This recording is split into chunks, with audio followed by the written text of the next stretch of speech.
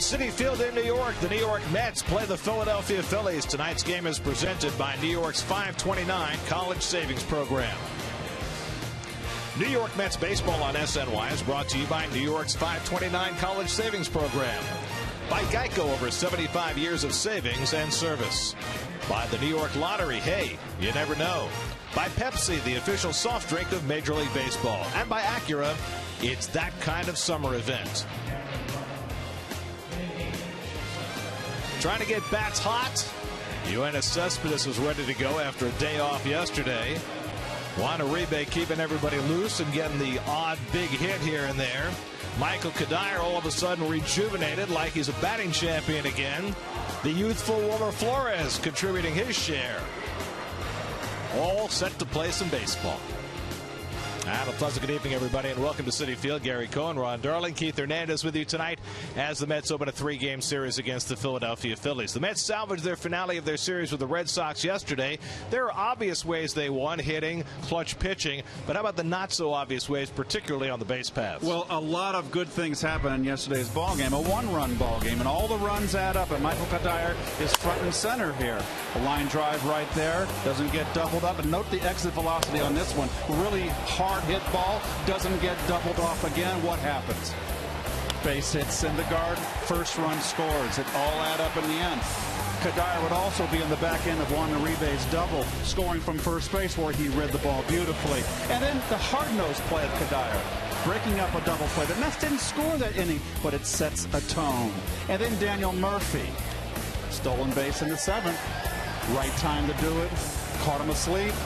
Kidcaster again, the star of the game, went 3 for 3, drove in the go-ahead and winning run.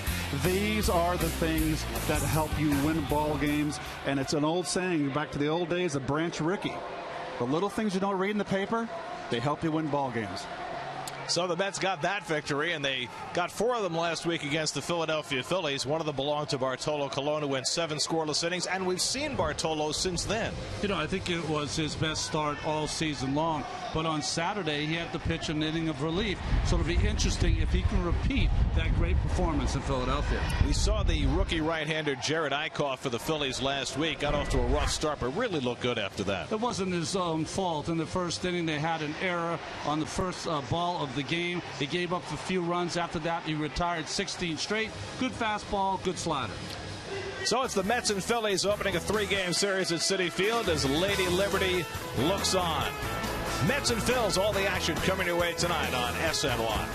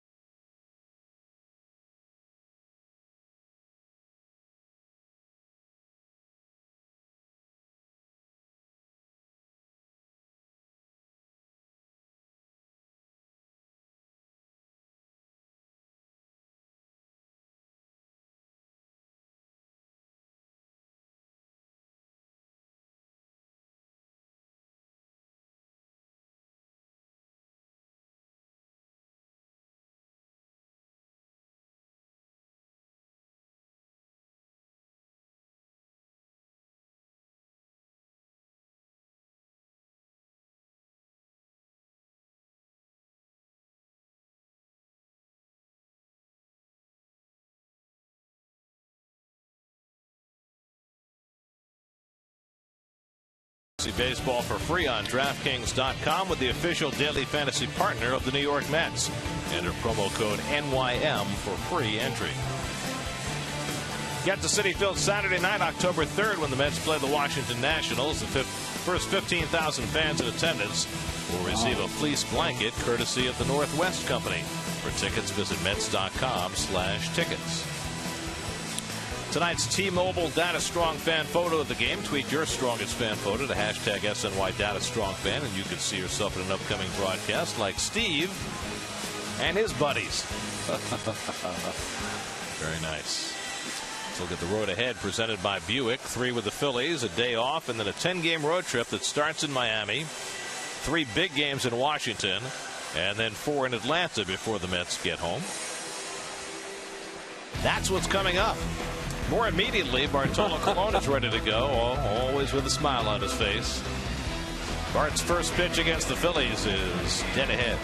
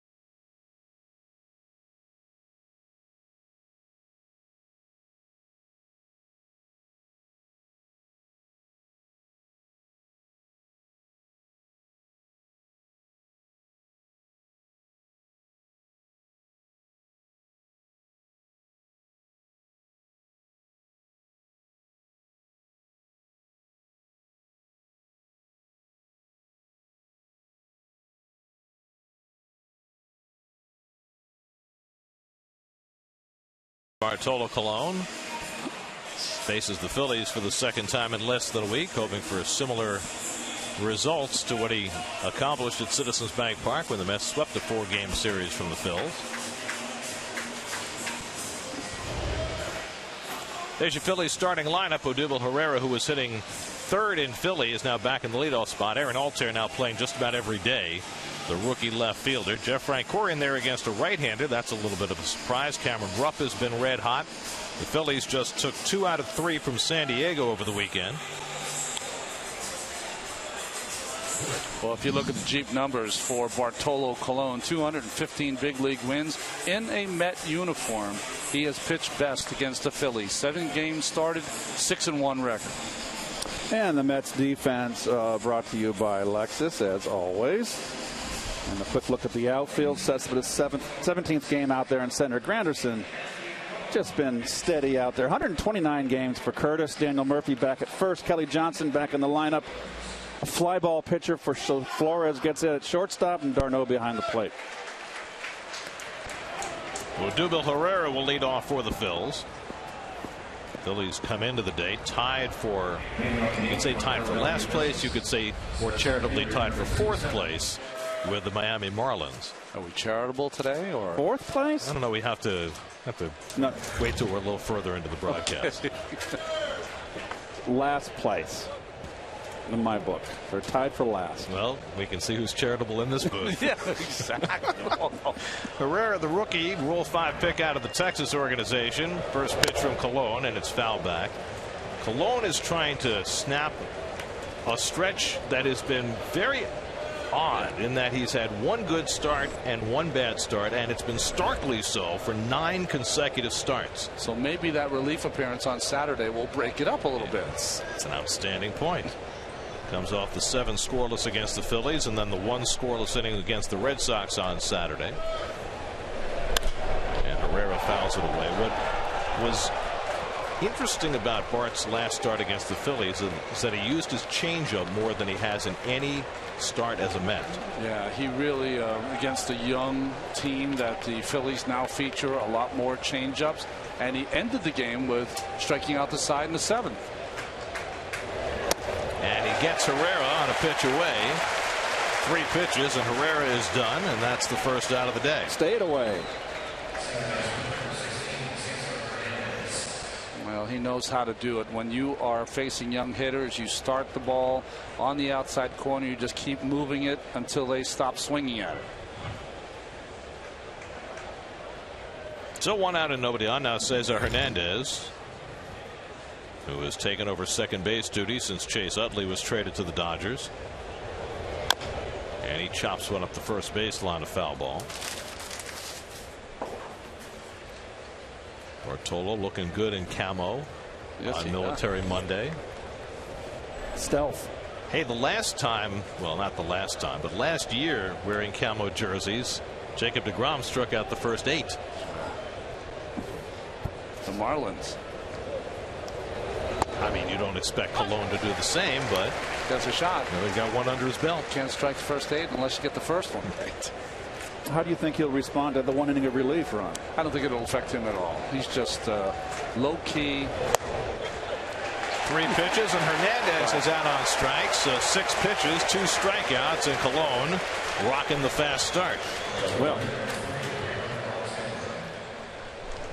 little inside corner. That's the pitch that starts out a couple inches inside and comes back over the plate. Good pitch. Lots of plate as it turned out. So 2 out and nobody on. Colon picking up right where he left off in the last start against the Phillies when he struck out the side in his final inning.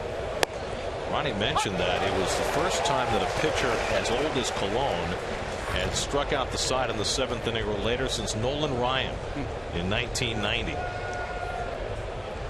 Aaron Altair, the number 3 hitter, bounces 1 foul, and that's 8 pitches, 8 strikes, and now Colon has a chance for the rarely accomplished 9-pitch, 3 strikeout inning.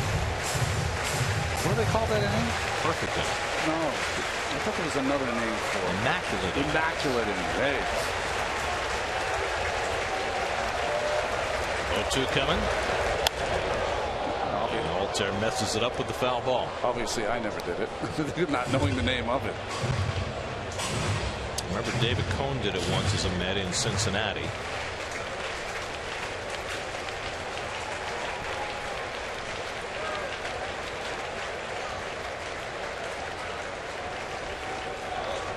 Oh, and 2 to Altair. And that misses inside. First pitch out of the strike zone. A closer did it against the Mets a couple of years ago. Right here, they gave him a loss. I forget what team, what guy. And he came back the next day and was 9 pitches, 3 strikeouts. Good night. Remember that, Ron? Yeah, vaguely? Closer Wilson for the San Francisco Giants. First fair ball handled by Kelly Johnson, and Colon doesn't strike out the side, but has himself a tidy 1-2-3 inning. And the Mets will come to bat in the bottom of the first with no score.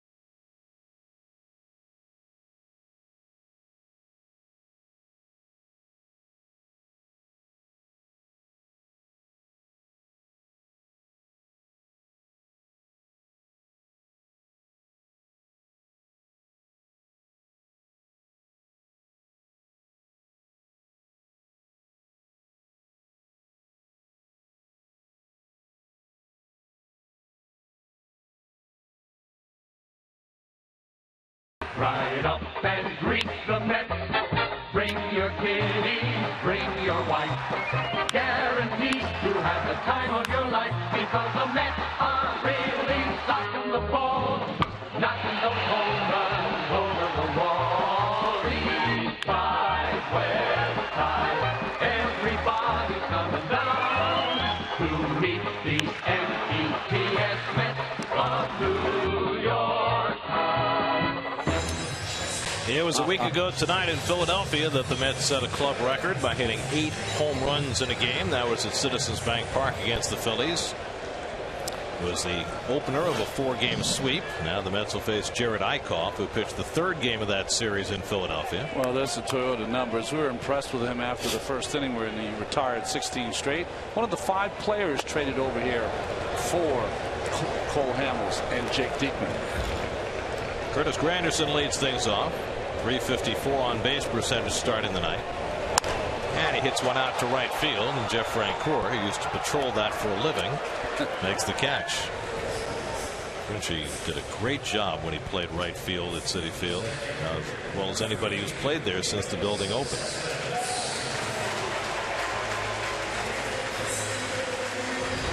Here's your Mets starting lineup, brought to you by Geico. Kelly Johnson getting the start at second base. Michael Conforto in there against the right-hander.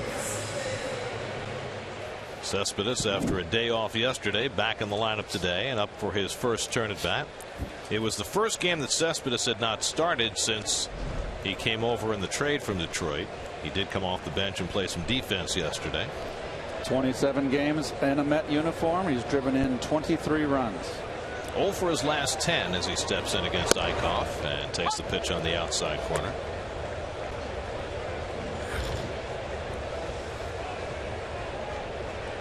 '82 runs scored, 63 extra base hits, and it pitches inside. And did it hit him? Foul tip. Foul tip. So it got the bat. Certainly did. I don't know if you remember, but when the Mets were beating up on the Phillies, Eickhoff was one of the few Philadelphia starting pitchers that pitched inside. There he goes back in. Misses. That game that Eickhoff pitched that Wednesday night against the Mets, the first batter of the game, Granderson, hit a fly ball that was dropped by Odubel Herrera in center field, and that opened the door on a big inning. There was really only one hard hit. Michael Kadire had a run scoring double, but the Mets scored 3 against Eickhoff, and the Phillies never recovered. I remember that game because of 2 things. Bartolo Colon had the bases loaded and made the final out on a bullet down the third base line. The Blanco made a nice play, and Miss Morgan Lane made a lot of our broadcast that night. His girlfriend, Eickhoff. Well, the Mets would love to keep it rolling against these Phillies. 12-1 on the year against the Fightin' Phils, including 9 in a row. Breaking ball popped up, and who's going to take it? Hernandez in front of Herrera for the second out. And a quick look at the Phillies defense, brought to you by Coors Light. There's Frenchie over there in right field. Altair, they're very high on, has done a pretty good job so far. Look at the infield. The only remaining man standing on those great Philly teams, Ryan Howard.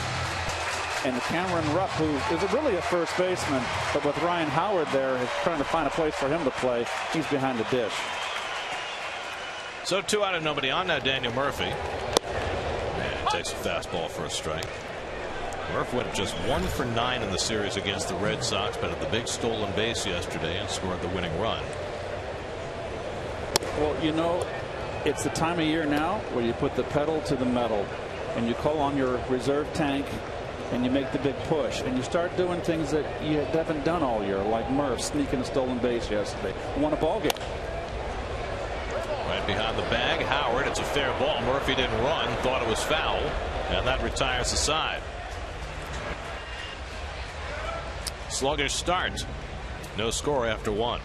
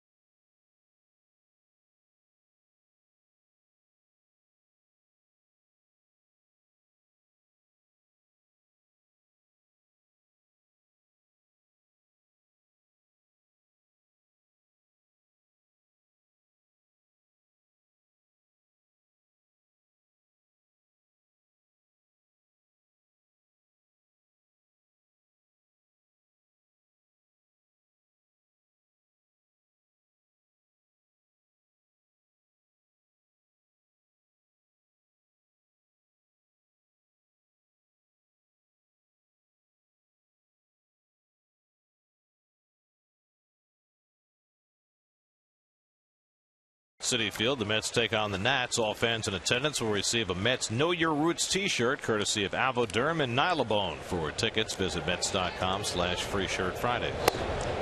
Ryan Howard leads off in the second inning. 355 career home runs, 44 of them against the Mets, including 2 in the series last week in Philly. So when we think of Ryan Howard, we think about this amazing power hitter, and then we watched David Ortiz hit his 494th yesterday. There's the changeup from Cologne, 1-2.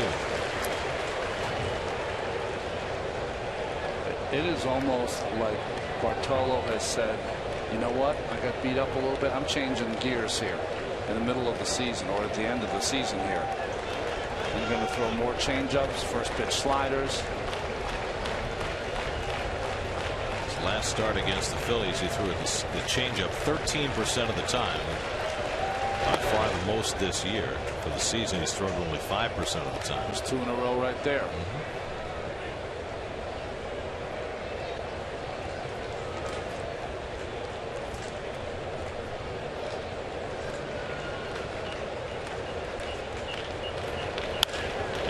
Lifts one to left. Conforto is there. Might have been in the flower bed at Citizens Bank Park. Routine fly ball at Citi Field. I'm slightly exaggerating. He just got in enough. Yep, the inside out of him. Got in enough is right. So 1 out now. Jeff Francoeur was having himself quite a second half of the season, and as a result has the best numbers he's put up and really since his 2011 season with Kansas City.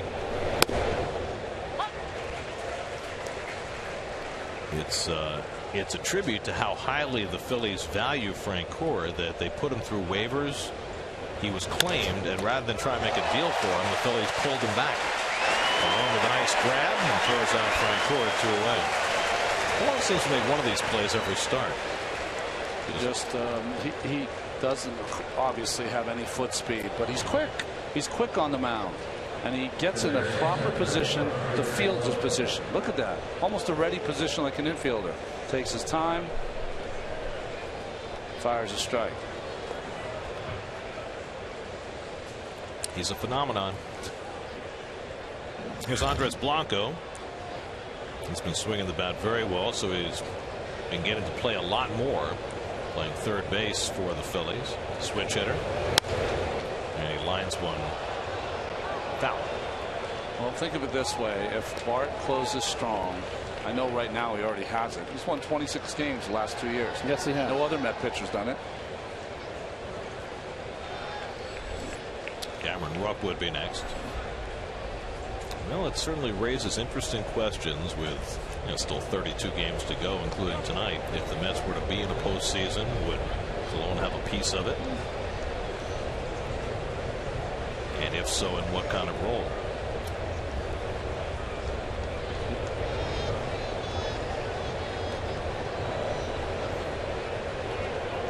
I think that Bartolo would accept a long relief role in playoffs.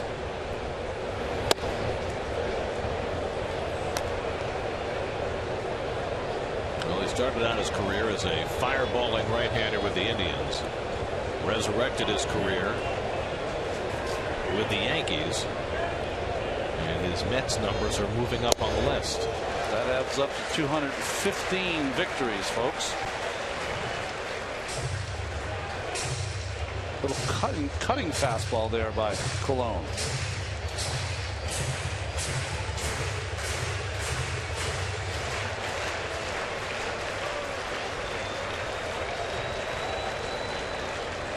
One and two to Andres Blanco. And he lines one into center field, and Blanco has the first hit of the night for either side. Fastball up, not in enough. Kind of bled over the middle, and there was a difference.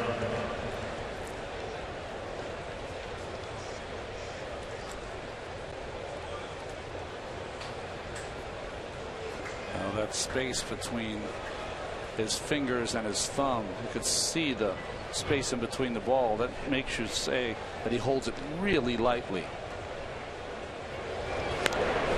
Some guys squeeze the baseball. He just holds it nice, uses finger pressure to change how the ball moves. Want to break the egg. That's right. There you go.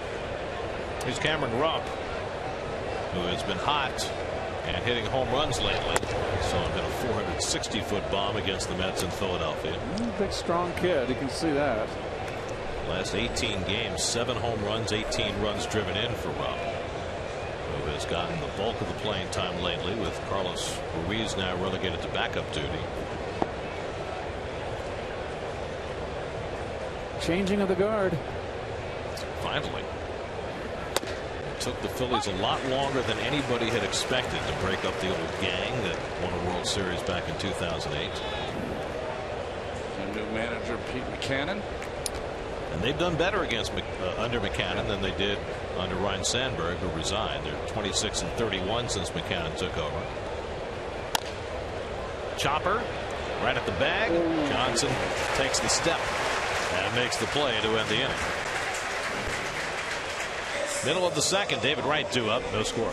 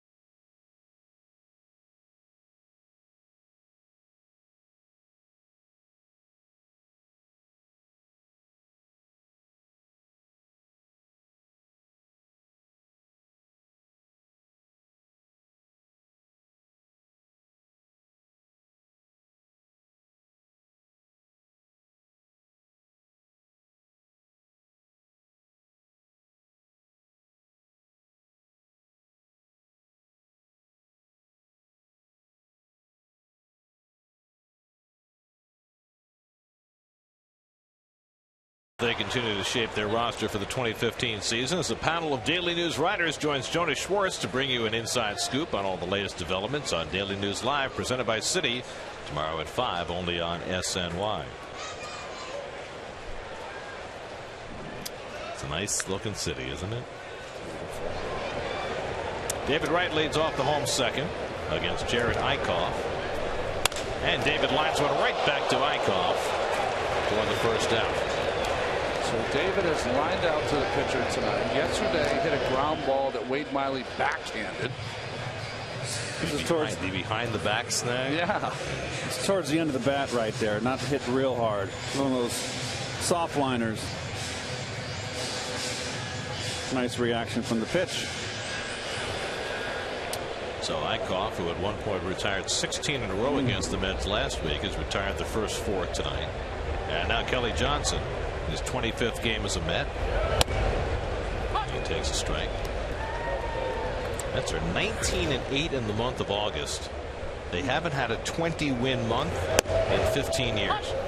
Last time they had a 15-win, a 20-win month was in 2000, August of 2000. Just inside 1-2. Kid continues to pound inside, Mr. Eickhoff.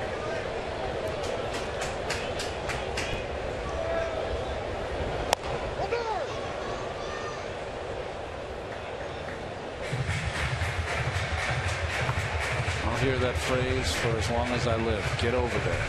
How many times does the catcher have to say that, right? Yep. I love the spring training drills where there's one coach who just yells it over and over and over during pitchers fielding practice. Johnson lifts one foul, and that'll go out of play. Well, in St. Louis tonight, an interesting ball game. We'll keep an eye on that one for you. Washington tees it up with St. Louis on the road. Gio Gonzalez against John Lackey. It's about an hour behind us. Dodgers play the Giants tonight. Perhaps they'll get no hit again. Johnson gets jammed, and Howard racing down and makes the play. 2 out. Dodgers have been no hit twice in 10 days, which is a National League record. There was a team in the American League, the 1917 White Sox, who got no hit on consecutive days. Oh. The good news for the Dodgers is the 1917 White Sox won the World Series. Yeah. Jeez. Now, it wasn't consecutive games because there was a doubleheader, but they got no hit consecutive days. Well, I had no intention of watching that Cubs Dodger game. I turned it on the first inning, figured I'd watch a couple of innings, and Jake Arrieta pulled me in. Got me hooked. What do you win? How many wins now? 17. 17. Well, it was inevitable he was going to throw a no-hitter at some point. His stuff is just fabulous. He's got a nice little curveball when I remember. I had an interview with Clayton Kershaw before the game. They asked him about Jake Arrieta. They said, remember when he was pitching for Baltimore? He ended up giving 4 or 5 runs against us. But I said after the game, boy, he's got electric stuff if he ever figures it out. Well, he's figured it out. 0-2 to Darno. And it breaks outside. Of course, there was a controversial scoring decision in that game.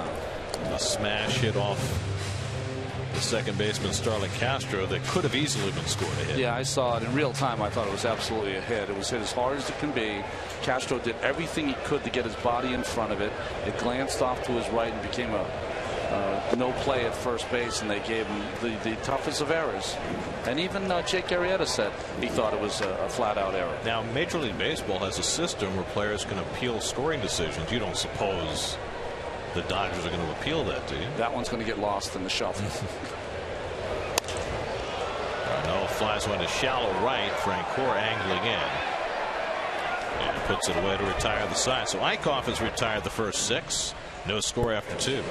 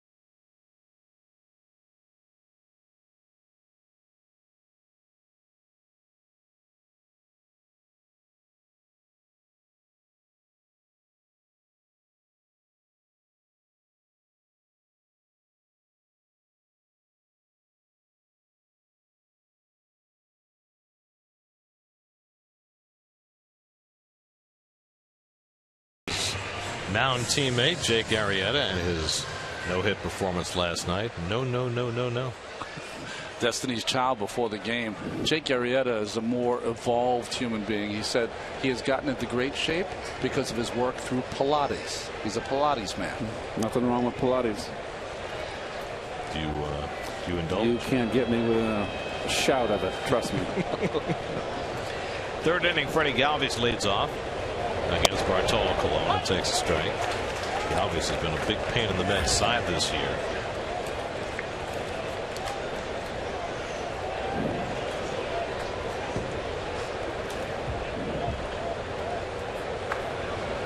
Mets held him in check the last 2 games of that series in Philadelphia, but he's got 15 hits against Mets pitching this season, even with the Phillies having lost 12 of 13.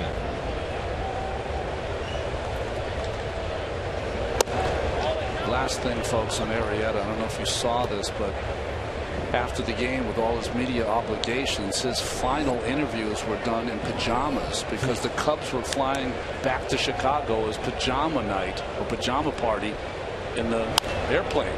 It's a Joe Madden move. Yeah, exactly.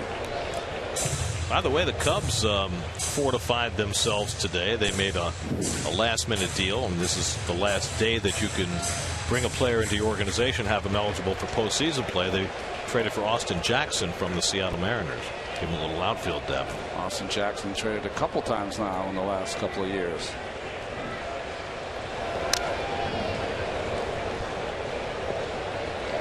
That ball looked like it hit the back of the glove hand of Travis d'Arnaud.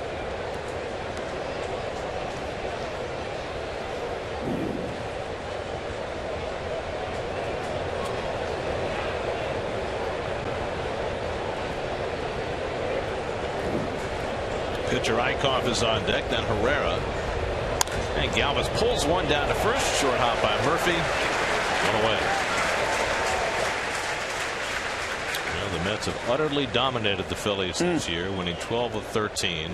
Even going back to last year, they've won 24 of the last 29 from Philadelphia.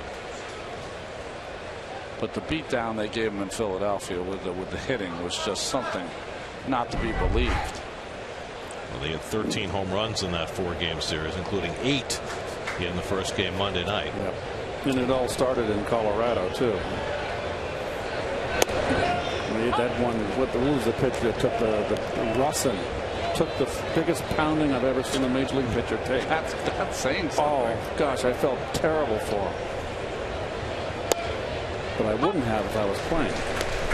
But I'm removed from it now, so I felt for him. You've developed some mercy. He was beaten to a pulp. Eickhoff taps one and alone with the midsection grab. 2 out.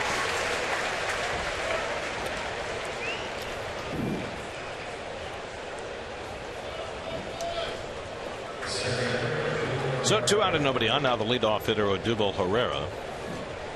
He struck out on 3 pitches his first time up.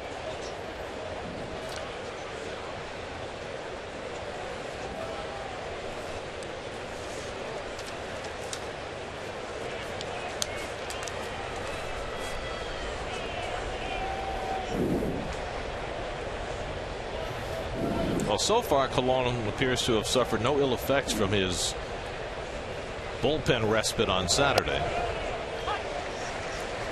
Picked up right where he left off. This doesn't make things more complicated. Just give me the ball and let me do my thing. It's a good night to sweat. Big muggy night here.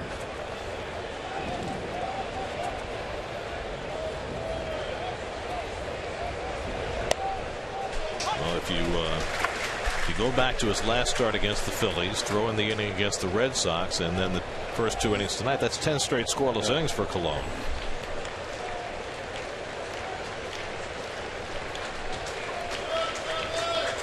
And trying to make it 11, ahead 0-2 on Herrera. Keith, let me ask you a question. Okay, we get sold the bill of goods that these young guys can go in the video room and watch video on the pitcher. They're going up against a guy who walks nobody. They continue to take the pitch inside for a strike. What is up with that? Ron, If I had the answers, I wouldn't be in the booth. Who would you be? I think you're supposed to have the answers to the booth. Ron, it's when you're young and trying to make your way through. I mean, it's hard for me to really. We didn't have it when I came up. You had to learn by getting up at the plate. You didn't have video. But it didn't take you long. Pitcher pitches you a certain way, like Colon is pitching Herrera away. Herrera kind of pulls off and slaps at the ball away. You've got a big open stance. He needs to get closer to the plate. And handles the grounder. Side retired. Middle of the third when we come back. Our 7th annual Kidcaster, Dante Sasso from Amagansett, joins us in the booth.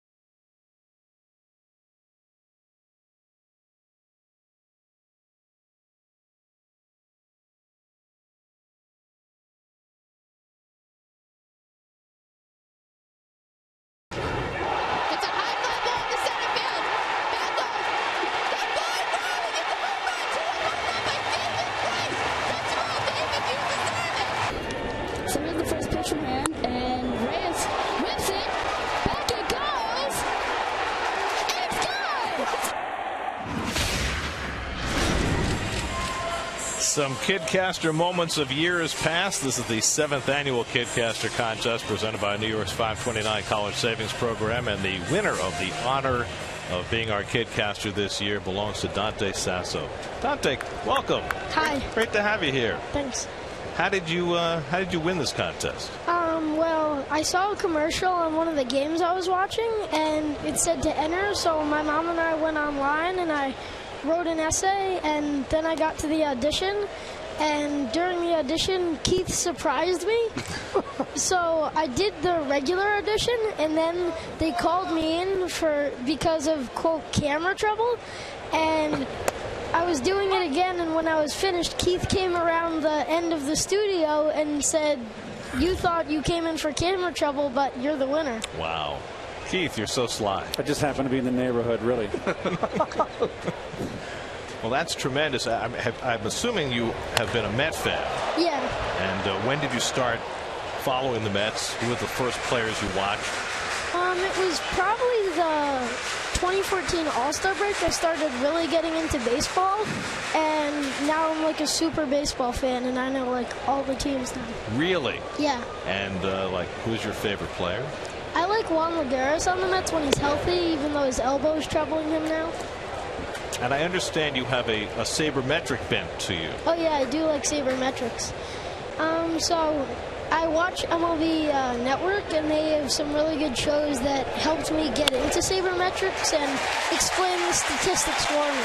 All right, so now Michael Conforto is single to lead off the bottom of the third, and Wilmer Flores is coming up, and I will leave the play-by-play to you as Michael Conforto gets that base hit to start the inning. It's all yours, Dante Sasso. Take it away. Okay. Well, here's Wilmer Flores, the Mets hero of the last month.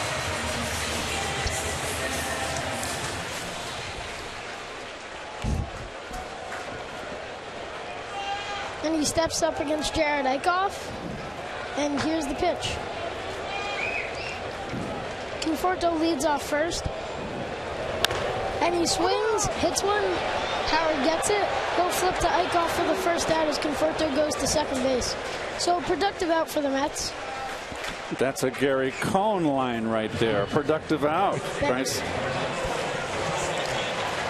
And here comes Bartolo Colon, the heavy hitter.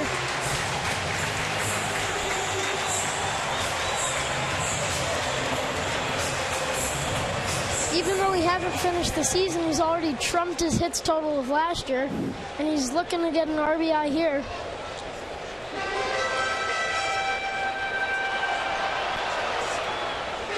I like the heavy hitter, by the way, Dante. I heard that. I like the trumped. That was very timely. Here's the pitch from Eickhoff to Colon. Conforto off second. And the pitch, Colon swings and misses. A slider on the outside part of the plate. Dante, the key for Colon is not if he gets a hit, does he keep the helmet on? That's oh, yeah. key, isn't it? Well, he seems happy when he gets rid of the helmet. Here's the 0-1, and he swings and misses again. 0-2 on Colon. 30 pitches for Eickhoff in this bottom of the third inning with 1 out.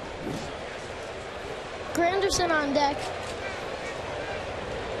He could actually pose a hitting threat. And the pitch to Colon, he strikes out. So Colon down on 3 pitches, and here comes Granderson with a 2-out RBI opportunity. At least Colon's helmet stayed on, so that's productivity. I'd say he's way ahead of the game. Yeah. Well, better than normal. Curtis Granderson coming up, Dante. He's had a fantastic year from that leadoff slot, hasn't he? Yeah. And he's been hitting a lot of leadoff home runs, and the last Met to do that was Tommy Agee.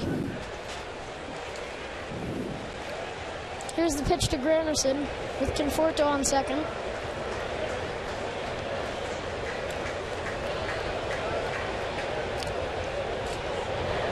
And the pitch, he takes it inside, ball 1.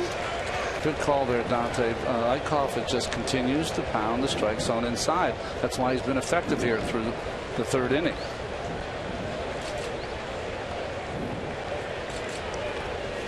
Well, to be a major league pitcher, you got to use the inside part of the strike zone to open up the outside part of the strike zone, and that really helps. You got that right. Very nice. I think you should get a uniform on and become a hitter. I didn't learn that till my 12th year in the big leagues. Ronnie, Dante has clearly been listening to your stuff. Here's the 2-0 to Granderson, a hitter's count. And the pitch takes it outside, 3-0. Granderson loves to swing 3-0. We saw that last year and this year. Would you give him a 3-0 hit sign? Yeah, he's done it, and he's been very successful. Okay. Here's the 3-0 to Granderson.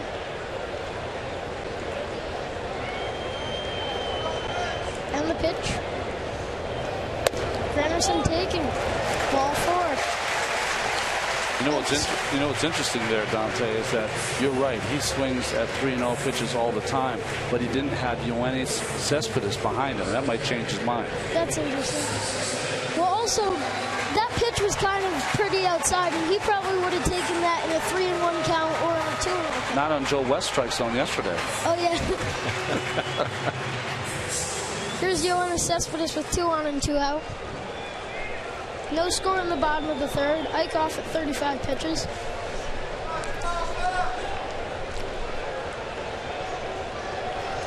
Yoenis steps in.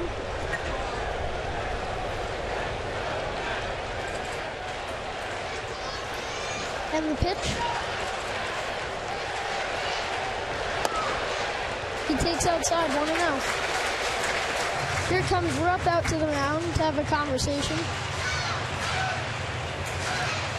Well, we've seen this with Rupp, Dante. When the series in Philadelphia, his pitchers were getting battered around, and he was a real good steadying force going out there to talk to his pitchers to try to settle them down because they have so many young starting pitchers now for the Phillies. Well, the Phillies called up all their starting pitchers because right now their season is basically just preparing for their rebuild. And they traded Cole Hamels. They traded Howard and Utley. So, no, not Howard. Rollins. Sorry.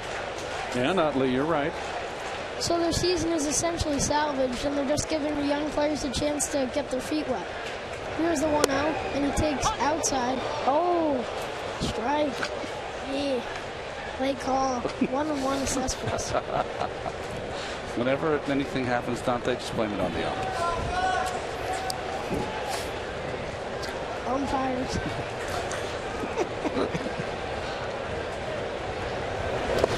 Have you heard of Eric Burns' idea for an automated strike zone? I have heard of that idea. What do you think about that? I like it. The umpires don't lose their jobs. What if your dad was an umpire? Would you like that scenario? Well, all umpires get calls wrong, and it's good to try to make it right. You have replay for calls on throws and all those things, and why wouldn't you have replay for pitches and strikes? Here's the 2-1 to Cespedes. And the pitch, he swings and fouls one. Well, it would be hard for umpires to call an 8-hour game, because they'd be sitting there and just calling all strikes. Did you have to practice, as Murphy's on deck, Yoenis Cespedes' name? Not really. It's pretty easy. Wow, outstanding. Because if you get it right the first time, it's continuous. But some people pronounce it Cespedes, and he swings and misses on the 2-2 pitch down in the dirt, curveball from Eickhoff, and there's the side. Dante, that was superb. You've obviously been studying very hard, and you did a fantastic job. And, you can just skip the rest of school and just come work for us now. Exactly. Great job. Thank you so much for coming by. Okay. Great job, Dante. That away. Way to Keith, go, buddy. You picked well. Well done. Very nicely done. Well, he's out in the where Amagansett? Yeah. So he's out your neck of the woods. Yeah. I'll give you Keith's address later. Okay, thanks.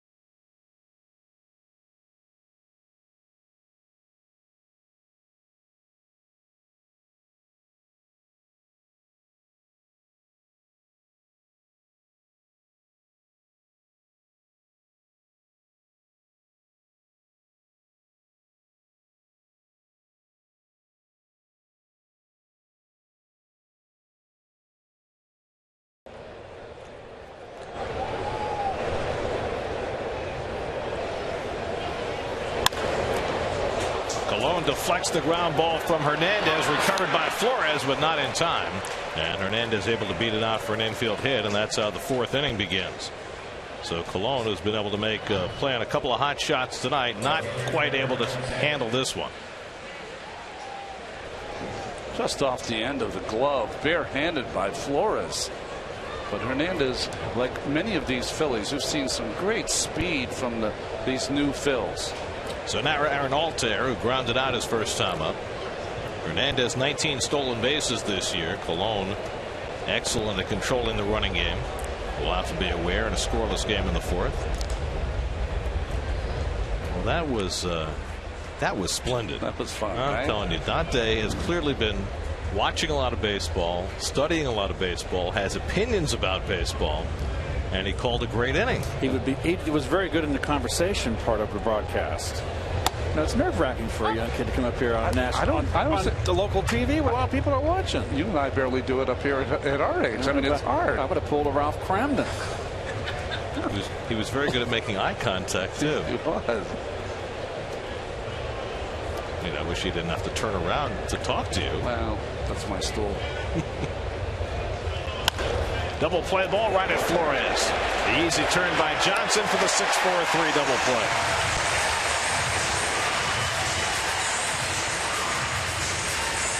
Two out and nobody on. Pitcher's best friend. TaylorMade. Nice turn by Johnson, who is a second baseman. Knew there was plenty of time. Runner wasn't going to be there to take him out. Bart always applauds his defense, but he made the pitch that got the ground ball. Well, not always a ground ball pitcher, but he's been one tonight. He's gotten 8 outs on the ground of his first 11. There's Howard with 2 out and nobody on. We saw that yesterday with Noah, right? I mean, what'd you have, 12 or 13 ground ball outs at some point?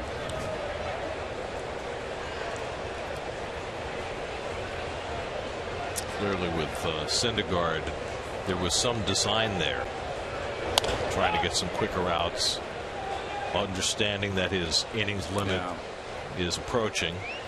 Now the Mets, when they activated Addison Reed, who by the way is here today in uniform and ready to go, they sent Logan Verrett down to AAA with the purpose of making a start and perhaps spot starting for Syndergaard in a week and a half or so. 1-2 to Howard. The Mets also have Steven Matz making his final rehab start tonight, and then he'll rejoin the team and will probably rejoin the rotation this weekend in Miami.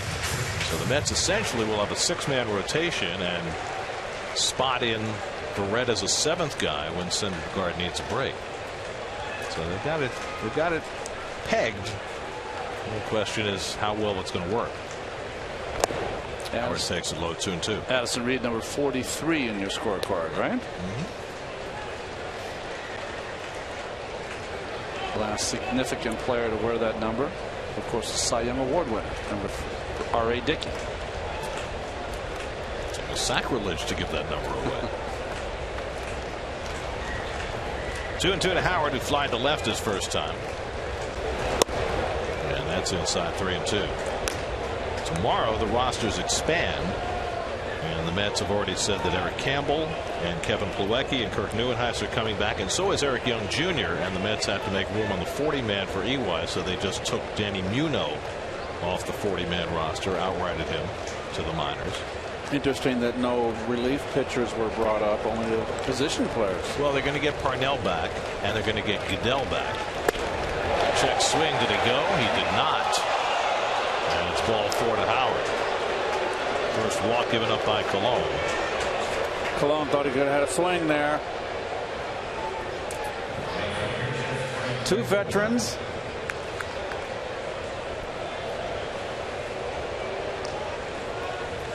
I say niet. Jerry Davis, the third base umpire, made the call. So that means that Bart will not be able to set a club record tonight. He has 13 walkless starts this year, which tied Brett Saberhagen's club record. Here's Frank Coro, who hit a comebacker his first time. And Frenchie shockingly swings at the first pitch and fouls it back. Frank Coro is a hacker, and only 11 walks on the year. No surprise. He drew one in the series against the Mets. Very hard man to walk. Now with his 7th big league team.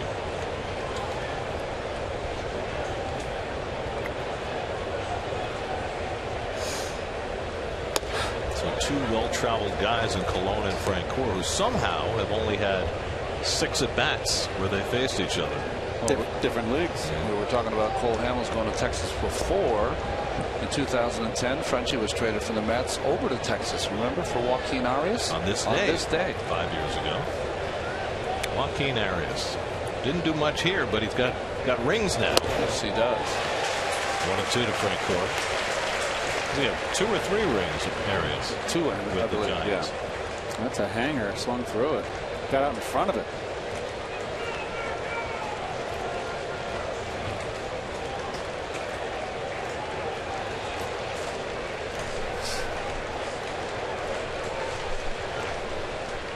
1-2. And Francoeur hits another comebacker. Leone handles that one, and he's got 4 scoreless innings under his belt, 12 in a row going back to his last start.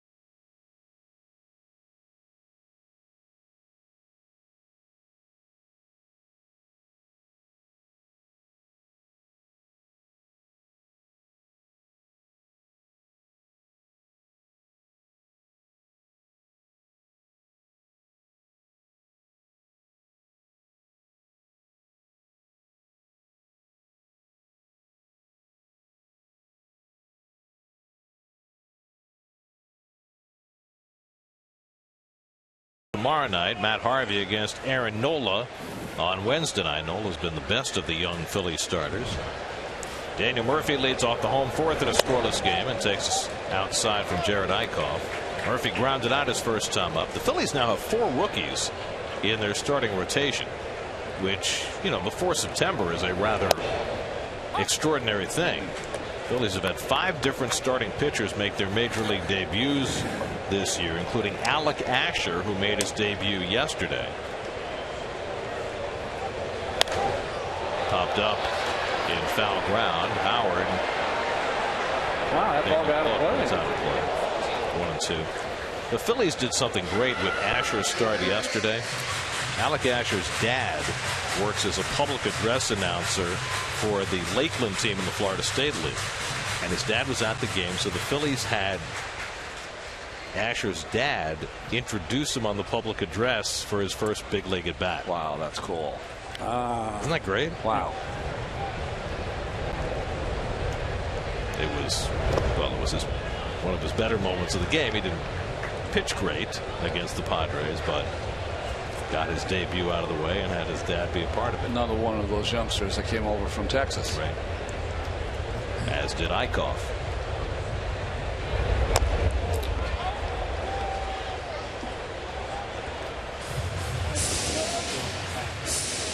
Phillies got 5 young players for Hamels. They also got Matt Harrison, who can't play. Yeah. Which I guess was to balance out the money. If you want to make the trade, right, you got to take this person. Harrison has had severe back issues to deal with.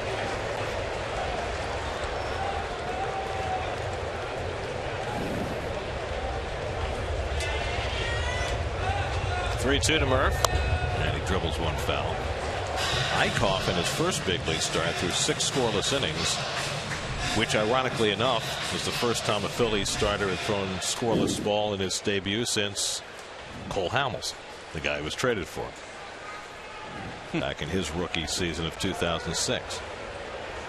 Long turn at bat for Murphy with Wright and Johnson to follow.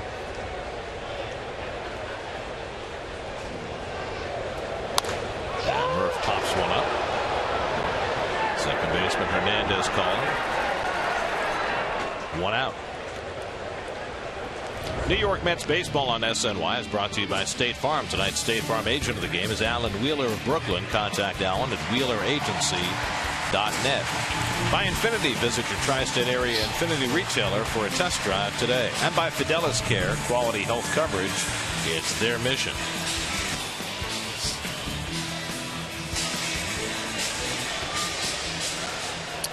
Here's David Wright, who had a line drive back to the mound that was caught his first time up. 6th game for David since he returned from the disabled list. 7 for 24 so far, so he's done fine with the bat. And the day off Saturday. Probably play tonight and tomorrow. Maybe get the day off Wednesday. That's in the air to center field. Herrera back to the edge of the warning track to get it. 2 out. During tonight's game, you can get interactive with SNY Game Day on SNY.TV, featuring pitch-by-pitch coverage, player cards, and in-depth stats. Check out SNY Game Day on SNY.TV, your online home of all things New York sports. Now Kelly Johnson, who fouled out his first time up. Mets have had just 1 hit tonight. Michael Conforto led off the 3rd with a base hit. Got as far as 2nd, but was stranded there. Eickhoff matching zeros with Cologne so far. Johnson pulls one down the line. Frank Core moving over toward the stands. And it's a foul ball beyond his reach.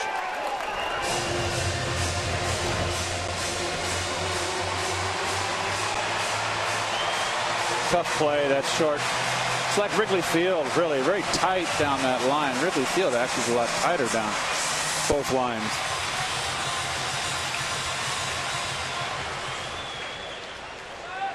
And the line is straighter here. That's right.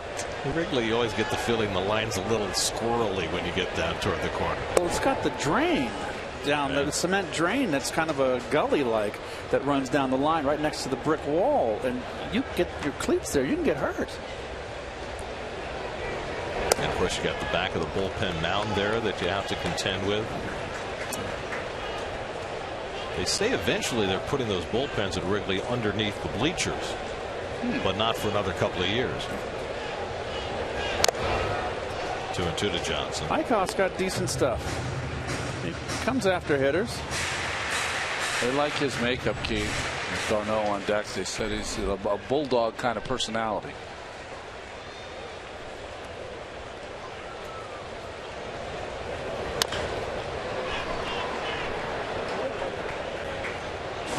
Jared Eickhoff from Evansville, Indiana. Shooting guard. That's right. They all play basketball there. Went to junior college in Illinois. 15th round draft pick by the Rangers in 2011. And now making his 3rd big league start, his 2nd against the Mets.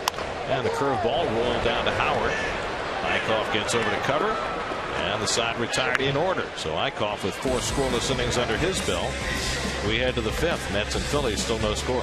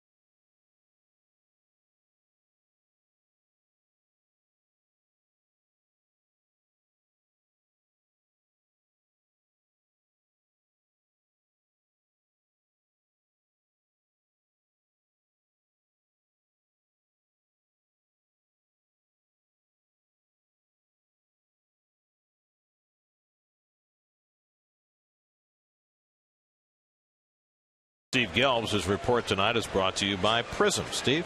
Gary, Juan Uribe had a good day at the plate yesterday, went 2 for 4, but so much of what he brings to this team goes beyond the productivity on the field. He's such a good clubhouse guy. We've talked about it a lot.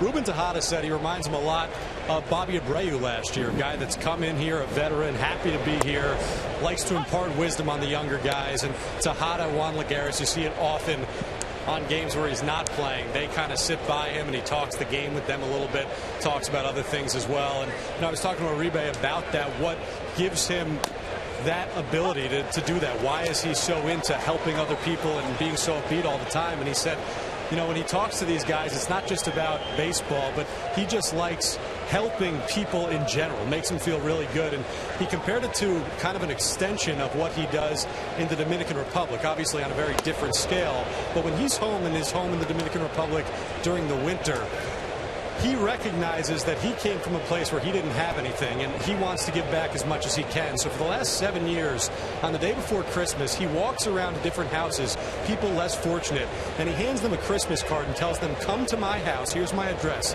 Come to my house tomorrow. And what do these people do as Blanco strikes out swinging? They show up at his house, and outside of his house are baskets filled with food for them to take, and in his garage, a lot of toys for the kids to come take as well. So for Uribe, what he does here, helping guys, it's what he does pretty much all year round on a much greater scale at home as well. A true Santa Claus. St. Nick.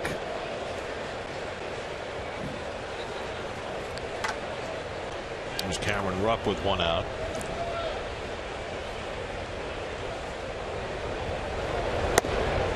Well, so many of the major league players who come from the Dominican, come from Venezuela, come from countries where there's so much poverty, they're often the biggest earner in town. Yes. And they have, so many of them feel such great responsibility to give back to their communities. And it's always heartwarming to hear those stories about taking responsibility for helping those less fortunate. There's the phrase noblesse oblige, right? For a chance to do something better for others. It's a rare gift to be able to come and play in the major leagues, and you, like Juan Uribe, play for a long time. Well, it used to be where the Latin players would go home and they were expected to play in the winter leagues. Yeah.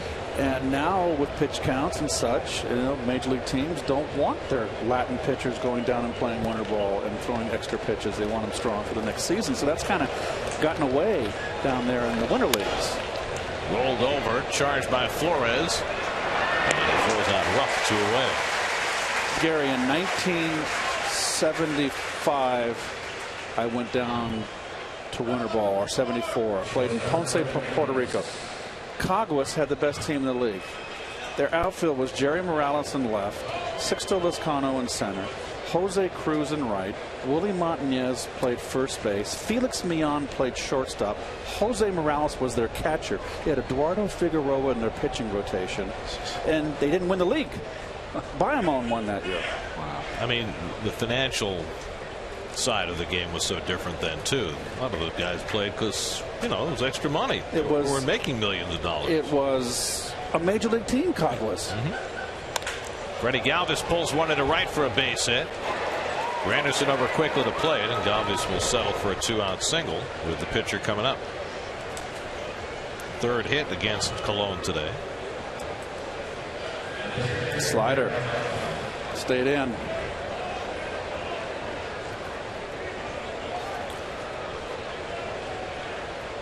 Well, Galvis has just been fantastic against the Mets all season long.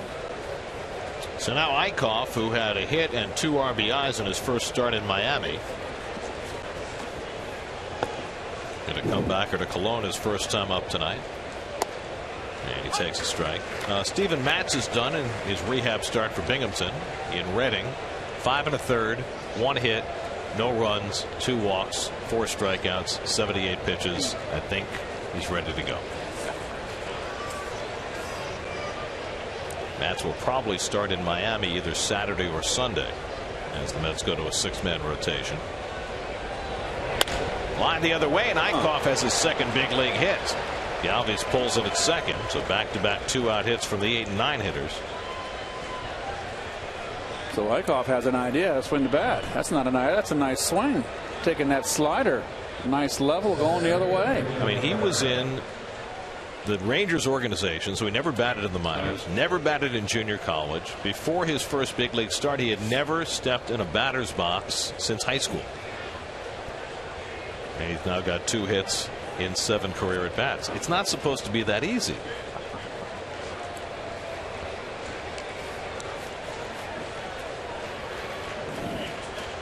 So now Odubel Herrera with 2 out and 2 on. Herrera has struck out and grounded out, 0 for 2.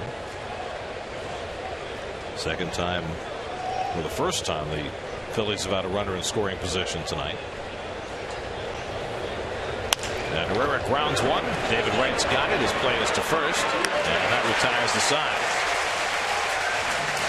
So Colon works around a couple of 2-out hits. Halfway through, Mets and Phils, no score.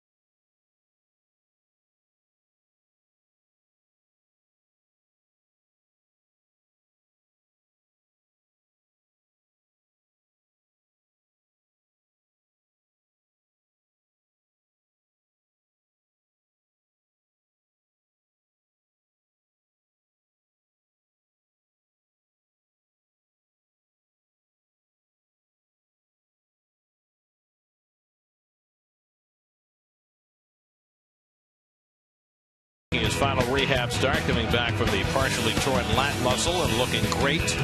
Pitching for Binghamton tonight in Reading. Still oddly wearing number 1. And to make it even tougher, they didn't turn the lights on until the 3rd inning. It didn't look that way, did it? Well, it was First Energy Stadium. I guess they ran out. Nice numbers. Well, he's made 2 big league starts, and he has worked his way back with a couple of dominant starts for Binghamton on the rehab trail, and he will make his next big league start, one would presume, either Saturday or Sunday when the Mets are in Miami. I was thinking that if he pitches on Sunday, that means his first 3 big league starts will have been on Sunday. Remember, he pitched that game against Cincinnati. That was his first game, as Darnell flies out to Frenchie in right field. And then he had the game at Dodger Stadium. That was on a Sunday. Well, it's going to be very interesting to see how Matz's September goes and how that translates into his role in October. Yep. We're talking about Cologne in that regard. I'm assuming everybody comes through the regular season healthy, and presuming the Mets are in the postseason, a lot of decisions going to have to be made for Terry Collins and Sandy Alderson to figure out a rotation, a bullpen, a roster. Here's Conforto, takes outside. You know, we mentioned that the Mets are calling up Campbell, Plawecki, Neuenhuis, and Eric Young. They're also getting Matz back. They're getting Eric Goodell back, and they're getting Bobby Parnell back, all from the disabled list. Conforto drives one to deep left center toward the wall, and it's out of here. Michael Conforto with an opposite field home run. His 4th major league home run, and he gives the Mets a 1-0 lead.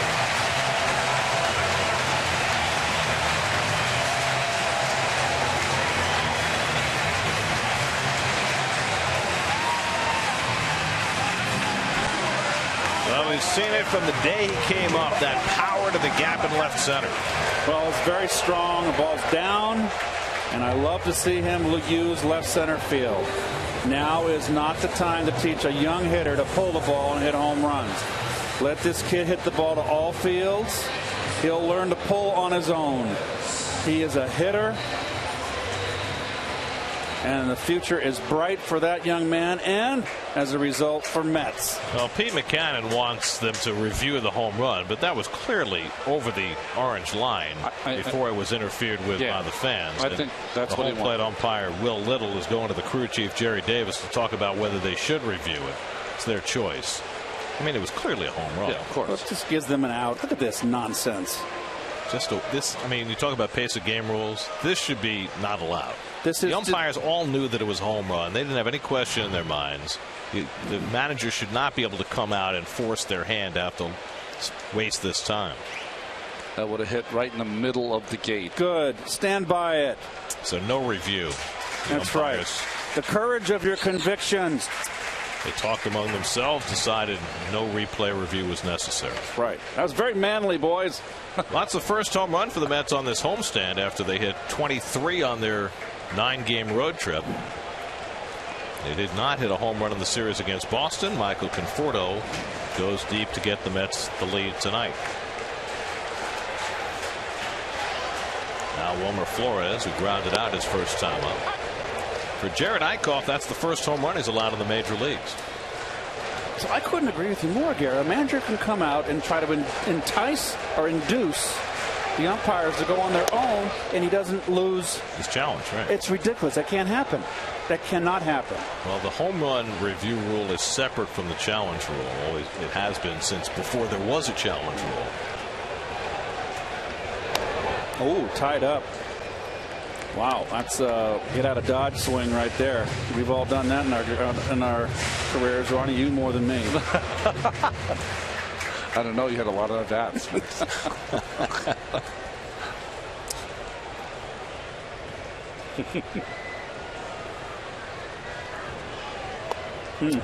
And Flores goes down swinging. Third strikeout for Eickhoff, and that's the second out. Look at this. Beautiful swing. Ball outside corner, outer half down. No intent to pull. This is what I saw in spring training. This is what I love. He will learn to pull on his own.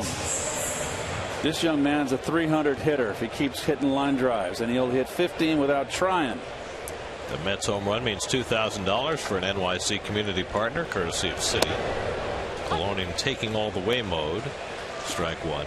Washington in St. Louis. The Nats got a run off John Lackey in the first inning on a Ryan Zimmerman RBI double. And Cologne bangs one up the middle for a base hit. Well, Bartolo Colon with a new career high, his 7th hit of the season. I don't think any pitcher in a Mets uniform has gotten the crowd more excited when they get a base hit than Bartolo Colon ever in their history. Look at the helmet. That's keeping your eye on the ball. That's a cut and slash right there, Gare. That. When's the bat going? There we go. Nice hitting. Ryan Howard's laughing. What I love is that Howard is playing behind Colon and kind of ducking in like he's going to try a pickoff. You know what you can do. You can just get back. I mean, yeah, there you go. If Bart stole a base, this place might just go up in smoke. Granderson hits one deep to right center. Frank Gore goes back. He takes a look, and it's out of here. 2-run homer, Curtis Granderson, number 23. The Mets homer twice here in the 5th inning, and they lead it 3-0. That hit by Cologne, Keith, not so funny now. You're right. Well, Bart got to jog the last 270. Well, it seems as if the Mets were a little flat after a tough weekend series against the Bo Sox. And Conforto, I think, has sparked the club with the solo home run, the base hit by Bart, and now Granderson with number 23. What a year Grandy's having. 58th RBI of the season for Granderson.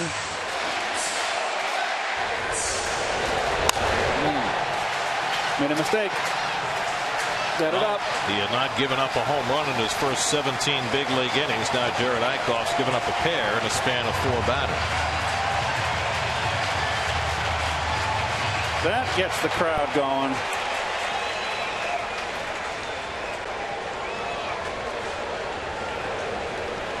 Now it's Cespedes with 2 out and nobody on. And he hits one in the air to left. This one's playable for Altair. And that retires the side, but a couple of long balls get the Mets going.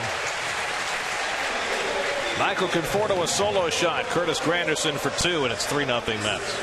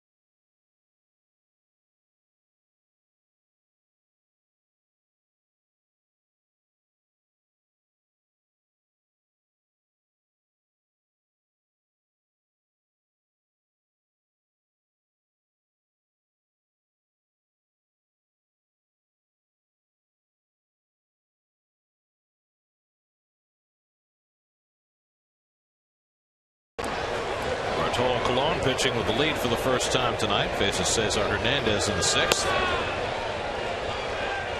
Hernandez has one of the 4 hits against Cologne tonight. Of course, Cologne has one of his own, and he's scored a run as well. That's with a couple of home runs, putting a 3 spot on the board at the bottom of the 5th.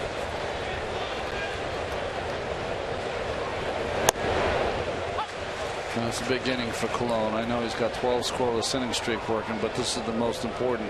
Team's just giving you 3 runs. Time to go. 13, scoreless innings. Put up a 0.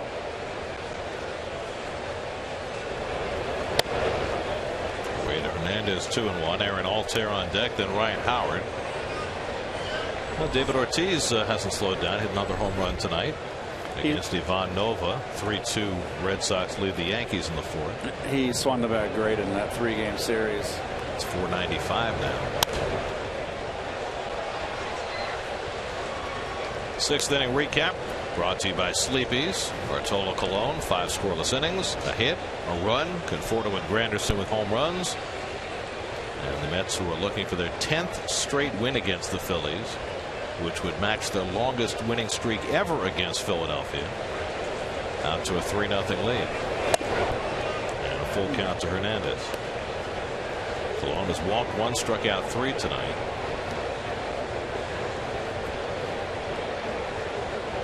It's a big series in St. Louis. Struck him out. Two-seam fastball strikes out Hernandez, 4th of the night for Cologne. Let's check in with the studio. Eamon McEnany has a game break brought to you by Honda.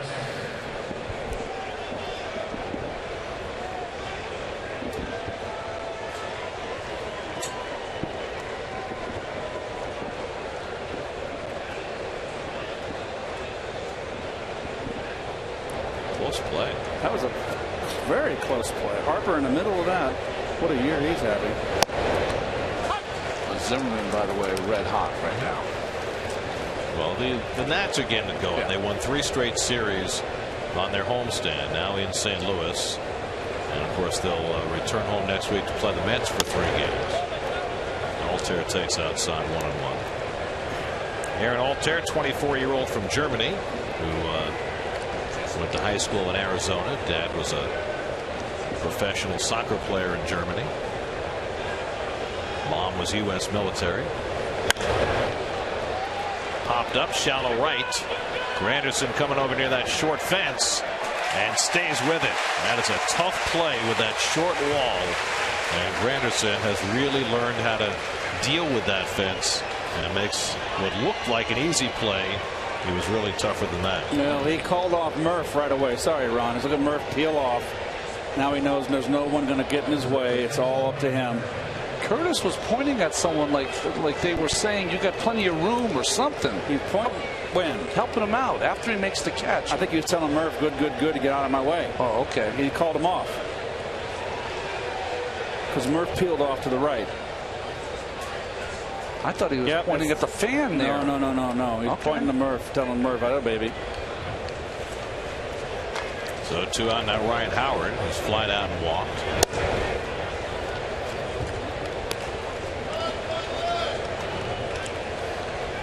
Oh, yeah, it's Murph. It's Murph. Okay. Yeah. The fan was in between. Right. That made it difficult to see. Big shift on Howard. Kelly Johnson way out in shallow right. And upstairs fastball.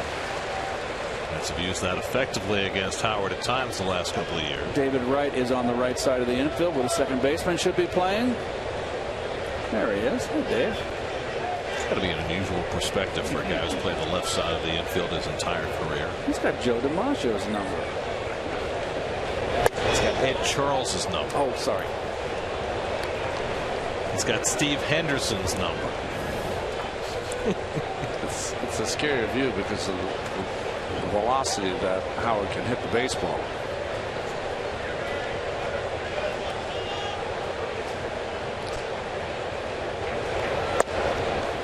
Oh, 2-2. Bart would like those pitches. I have not seen this. Yeah, I've not seen this umpire, Will Little. But I think he's been very good so far. Very good.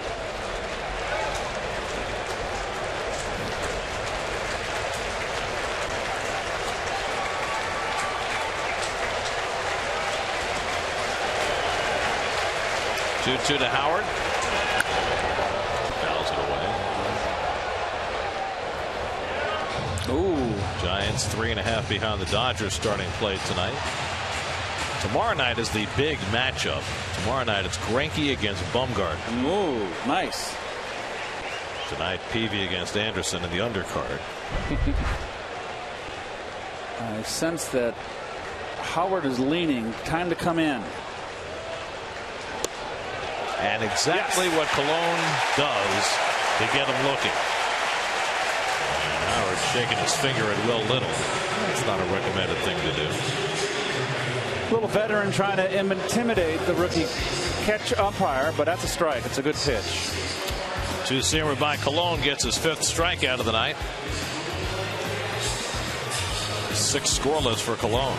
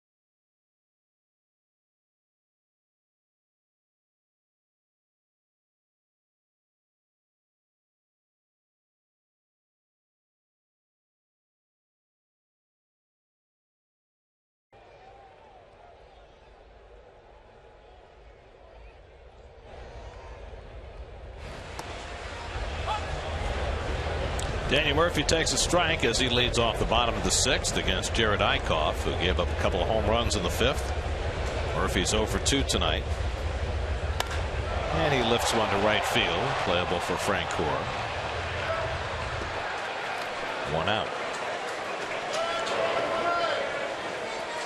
Let us inspect our Verizon trivia question for tonight. The only 2 players to have 400 or more hits with both the Mets and the Phillies. 400 or more hits. So we're talking about someone who played at least 3 years with both teams. I got my guesses.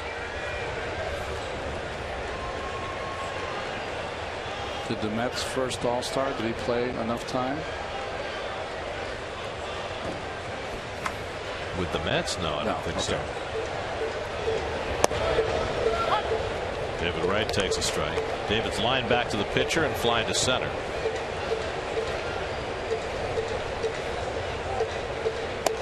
Did one of them play with us, Ronnie? Yeah, I think so.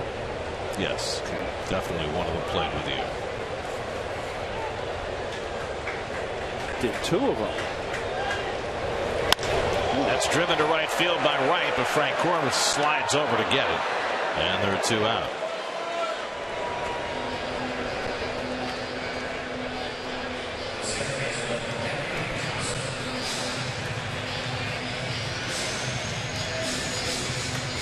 I got one.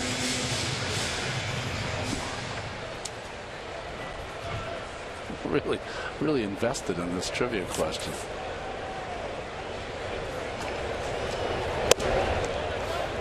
Oh, sorry, folks. We're writing down guesses for this trivia question without giving it away. One of them we know for sure, and I think Keith just got the second one. We were playing along with you. Yeah, but the folks at home are probably saying it out loud. Where'd that last ball go? Line out to 9. Oh, thank you. Kelly Johnson's 0 for 2 tonight. And he takes up and away 3-0. Eickhoff with the 1 bad inning against the Mets in Philadelphia, the 1st, and the 1 bad inning tonight, the 5th. And the way Cologne has gone tonight, that might be enough. Ooh, low strike. So Mr. Little is a pitcher's umpire, which is fine.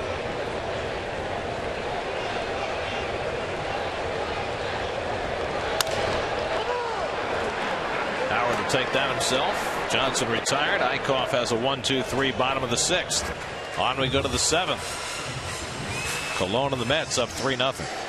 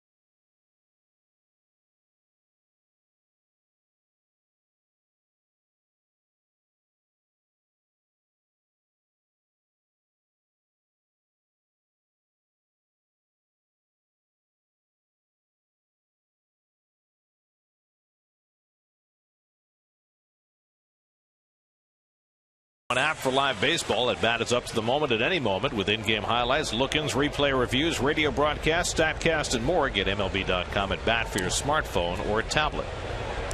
Jeff Francoeur leads off the 7th against Bartolo Colon.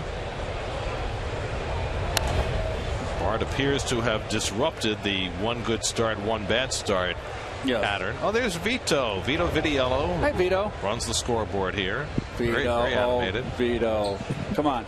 Does he know we're looking over his shoulder? Vito, it's your close-up. 1-1 to Frank. I can't believe our camera was allowed in the inner sanctum there. Very nice. That's some top secret stuff. Well, if it wasn't, we'll hear about it. And Frenchie nearly swinging out of his socks. 1-2. Well, he never gets cheated. He's a little tardy on that one. Whenever you swing and almost fall over yourself, it's not good balance. And he goes down swinging. 6 strikeouts for Colon.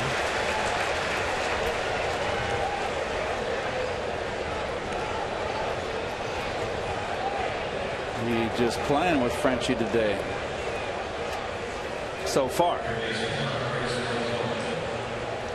Well, Colon working on 14 straight scoreless innings.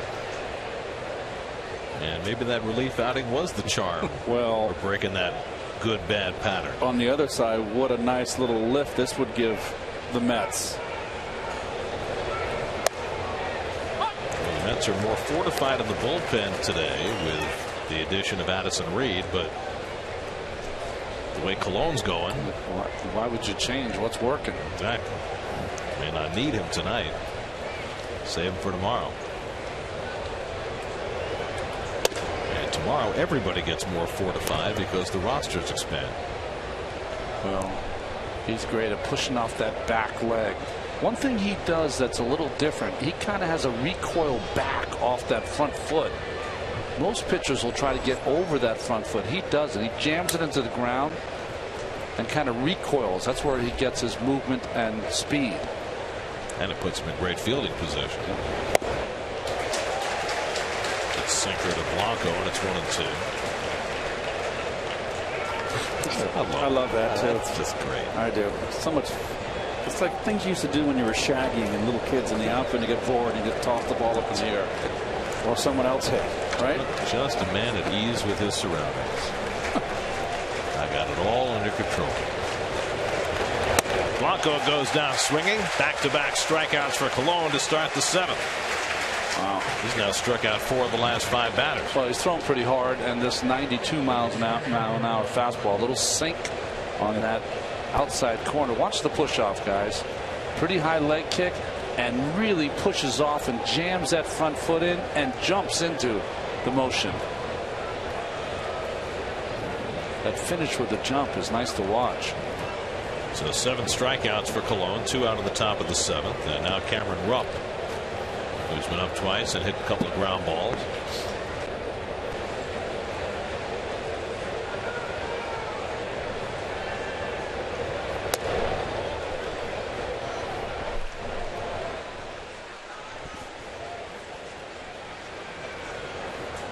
Hector Neris is up in the bullpen for the Phillies as they work down toward the bottom of the order.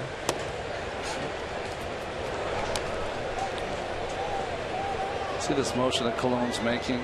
He makes it where he drops his elbow. He's saying to himself, okay, I'm dropping my arm. Get on top. Stay on top of that ball.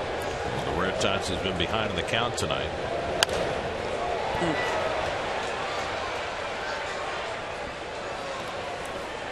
They've gone to the 3rd in St. Louis. Still the Nats 1, the Cardinals nothing. That's 5.5 up on Washington. What if Steven Strasburg? I mean, he took himself out of another start with back problems yesterday.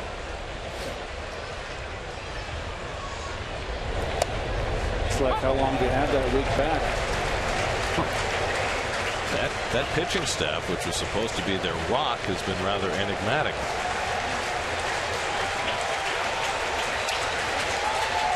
Malone struck out the first 2 hitters in the inning. Now he's 2-2 on Rupp.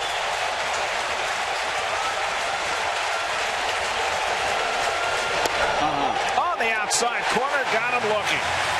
Bartolo Colon strikes out the side in the 7th inning for the 2nd straight start.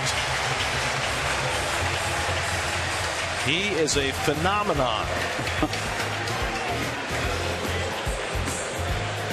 15 consecutive scoreless innings for Colon. 8 strikeouts tonight. Marvelous.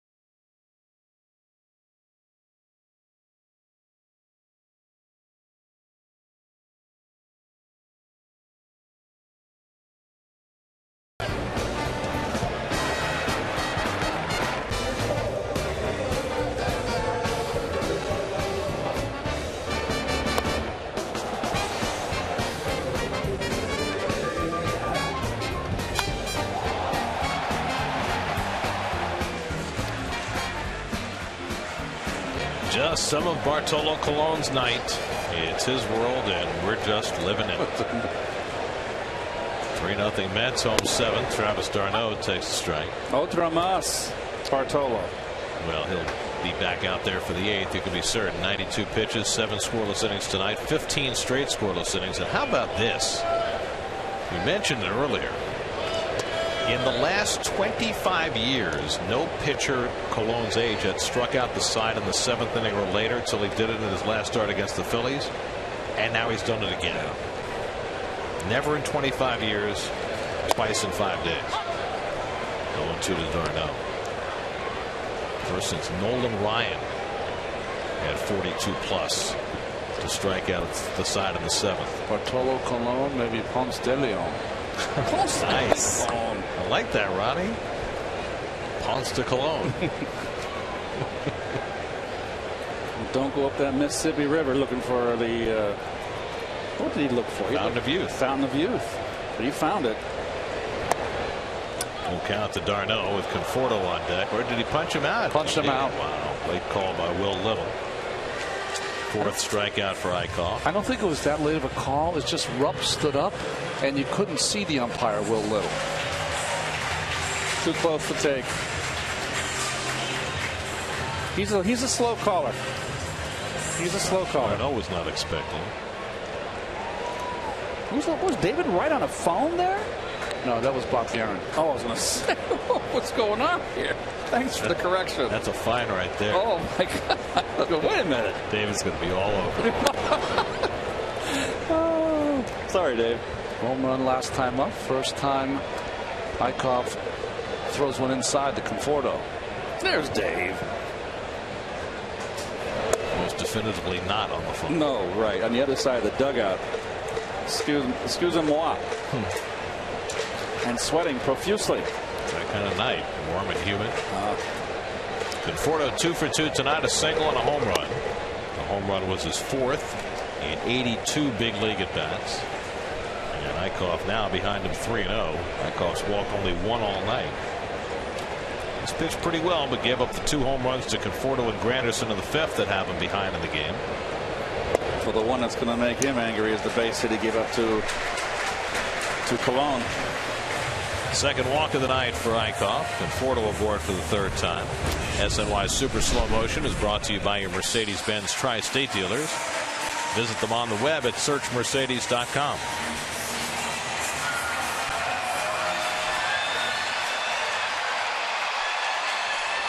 Now Wilmer Flores is grounded out and struck out tonight.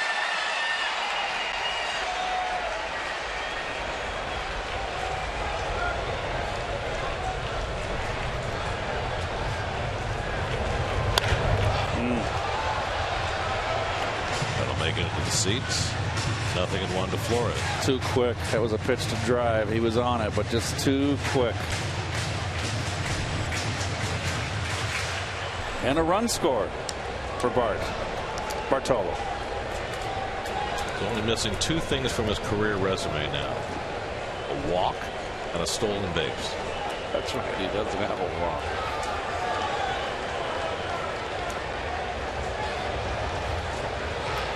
There goes Conforto. The throw by Rupp is not in time, and Conforto stays on the bag for his first major league stolen base. Just like yesterday with Murph, Keith, good time to steal a base. Gets late. Either do it first inning early to get out quick, maybe get ahead early, or wait till late in the game. And I wish these guys would slide feet first. First career stolen base for Conforto. First career stolen base given up by Eickhoff. And it puts a runner in scoring position for Flores.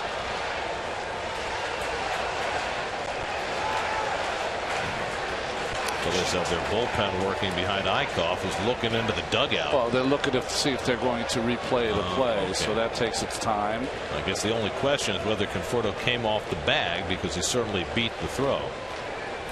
Second base umpire Phil Cuzzy said he remained on the bag. And let's see, are we getting a challenge or are we not?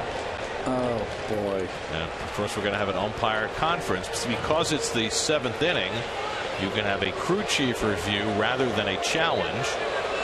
Maybe that's what Pete McCann is requesting. It certainly appeared he stayed on the bag. See, when you slide feet first, this doesn't happen.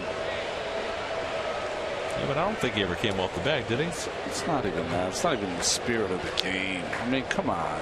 You know what we used to say when they used to get together, the umpires, to put them all together to form a rock pile. Now, is this a challenge or is this a crew chief review? It's going to be a challenge. I'm not so sure. Well, why do the umpires have to confer first if it's a challenge? You're right. You're right. It's not going to be enough to take the call away, is it? He came off the bag, Gary. At what point did he come off the bag? Show me. You sound like a man from Missouri. Show me state. Play under review brought to you by Mazda Driving Matters. Let's see. Show me where he comes off the bag. He's on. Oh, we can't. Bill Webb's favorite phrase. Can't tell from that angle. Good thing Webby's not here. Here we go.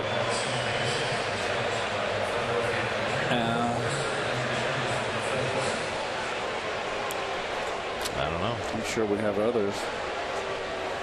The Hunter Wendelstedt crew and the Dana DeMuth crew are in the replay center in Chelsea.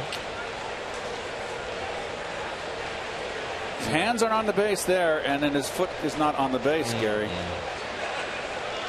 You are not wrong, Keith, but to me, I mean, in the spirit of the game, he beat the throw by a half hour. I mean, to have a conference on this, to me, is not.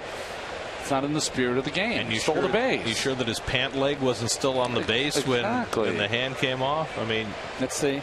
Keep going. He is on. Now he's off. Tag. He's out. Okay. He's OUT out. That's the first good angle we've seen that definitively shows it. With a capital O, and I don't mean pool. Well, I will say this, and we've said this about many plays this year. This is not what the replay rule was intended I know, for. that's what it's become, though. I just don't like the fact that you got umpires now that just don't, okay, fine, we'll just go. They'll get it right at New York Central or wherever the heck they are. It's delegating responsibility. That's what it is. The 4 people out there that have to be the most decisive are the umpires. And you're getting them away from, you're giving them a crutch. You're giving them an out. And I don't agree with it. Well, that is the definitive angle. So. And then because of this, Gary, they had to hire more umpires that probably aren't ready. More time in between innings for Bartolo Colon.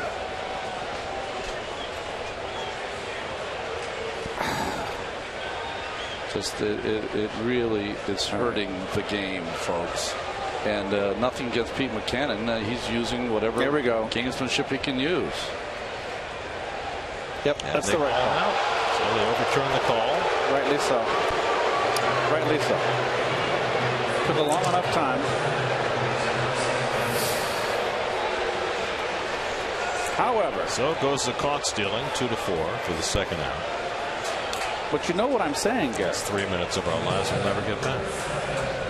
And was that a manager challenge or was that a crew chief review? Did they ever tell us? I mean, it certainly appeared as though the umpire is masked to make the call to New York rather than taking McCannon's challenge. Listen, the guys in Chelsea are right. They got the call right, just like Keith got it right. But is that what you want to watch? Is that what you want to do to speed up the game, the pace of game initiatives? Is to watch that? I mean, that's, to me, is that no play. sense. That play, with or without review, has been a safe call for 125 years. But let me also say, if that was the Phillies stealing that base, I would feel exactly the same way. It has nothing to do with the game in that. It's about the process, and it's about what you want from the game and what you're seeking to redress from the replay rule. And that is not what the replay rule was designed to redress. Sorry. Flores flies one out to right.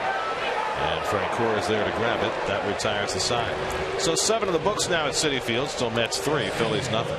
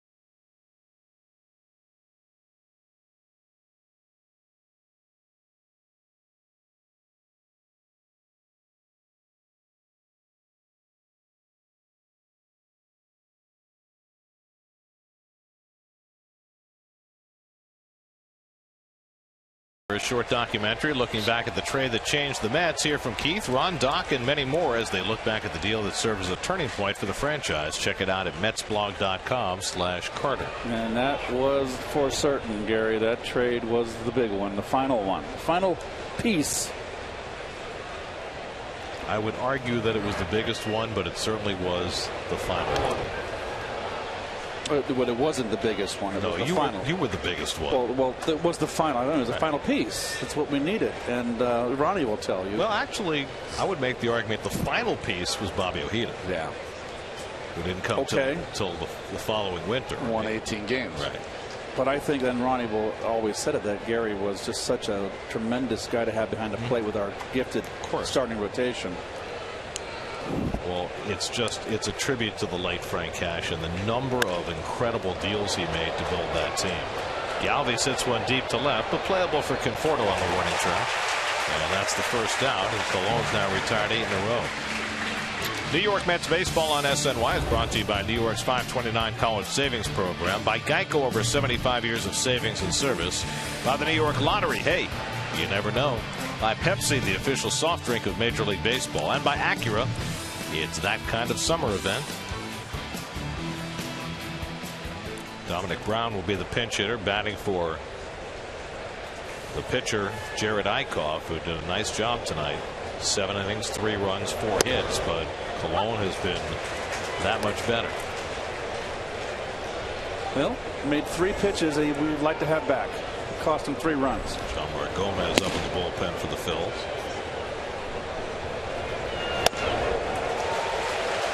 Quickly 0-2 on Brown. To it right by him. Dominic Brown spent some time in the minor leagues this year. Still not hitting the way they hoped he would, and he's out on 3 pitches. 9 strikeouts for Cologne, matches his season high. 2 out and nobody on. Let's go to the studio. Eamon McEnany has another game break brought to you by Ford.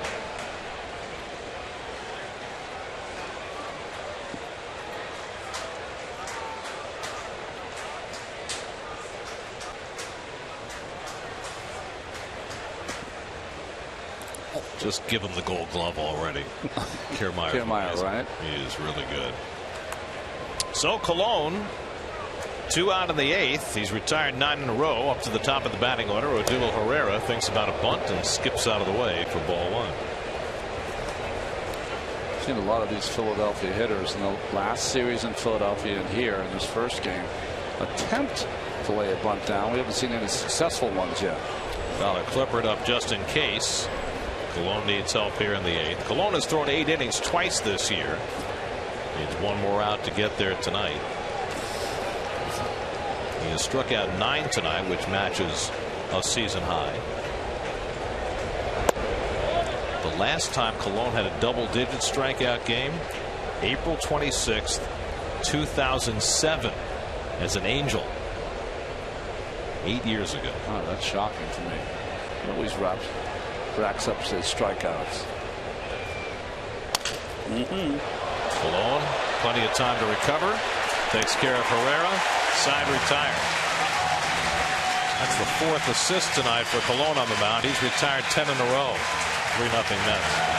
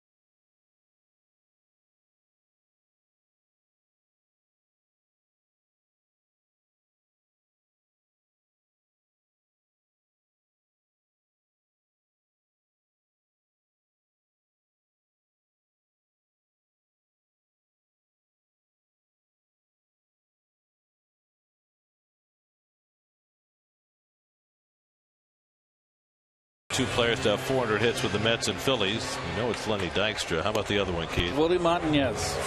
No! Forgot about Jeffries with the Phillies. Wow. I thought Willie. I guess Willie didn't. Oh, Willie didn't play in. That's a good question. There's Bartolo. Well, Colon, 100 pitches and 8 scoreless innings, and every reason to smile. Not going to get the ninth. No Met pitcher has thrown a complete game this year. But he's now thrown 16 consecutive scoreless innings, and he's shaken that pattern of one good start, one bad start. John Gomez will pitch the bottom of the 8th for the Phillies. In that series in Philadelphia, it was like John Gomez pitched in every single game, but good sinker, good slider for Gomez. Juan Lagares will bat for Colon, leading off in the bottom of the 8th. Lagares, Granderson, and Cespedes for the Mets. Jared Eickhoff went 7, allowed 3 runs, 4 hits, 2 walks, 4 strikeouts. Not bad, but not good enough the way Colon pitched again tonight. 7 scoreless against the Phillies his last start, 8 scoreless tonight, and J. Reese Familia getting ready for the save opportunity, which may or may not present itself.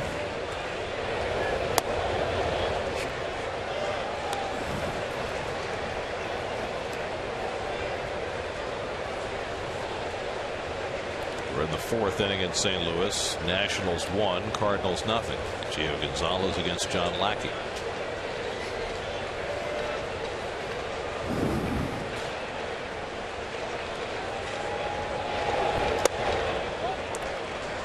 Game 2 of this series tomorrow night. John Neese tries again for his 9th win. He'll be opposed by Aaron Harang. Our coverage begins at 6 o'clock tomorrow night on SNY. A little delay here. Cameron Rupp's glove appears to have sprung a leak. Yep, he's always got backup. Give it to the glove doctor. Usually it's the trainer. John Mizratt, former catcher in that Philly dugout, knows the feeling. There are your People's United Bank starters tonight. Colon, never better. Matched his season high in strikeouts, now has 16 straight scoreless innings.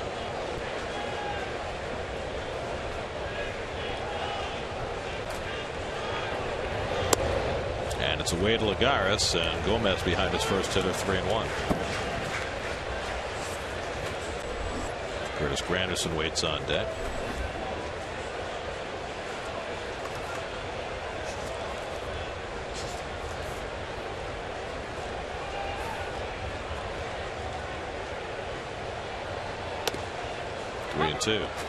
So I'm looking back in the 4-game series. Gomez didn't work the first game, worked a third of an inning in the second game and gave up a run, worked an inning in the third game, didn't give up a run, and an inning and 2/3 in the 4th game. If they played many more games, it might have gone 9. 3-2 to Lagares, and he scorches one toward the middle, but there's Hernandez to backhand it one away. Well, struck it well.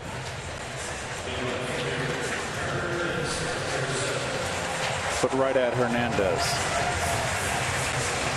So 1 out and nobody on. Now Curtis Granderson, who smoked his 23rd home run of the year his last time up in the 5th, a 2-run shot. Curtis has now driven in 22 runs in the month of August. The Mets, if they can get 3 outs in the 9th and keep the lead, would have 20 wins in a calendar month for the first time in 15 years. August of 2000, the last time they had a 20-win month. That was a nice run through the postseason. And there's a brand new, meaningful month starting tomorrow.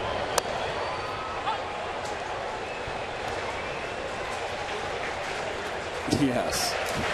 At this stage, it's the only month.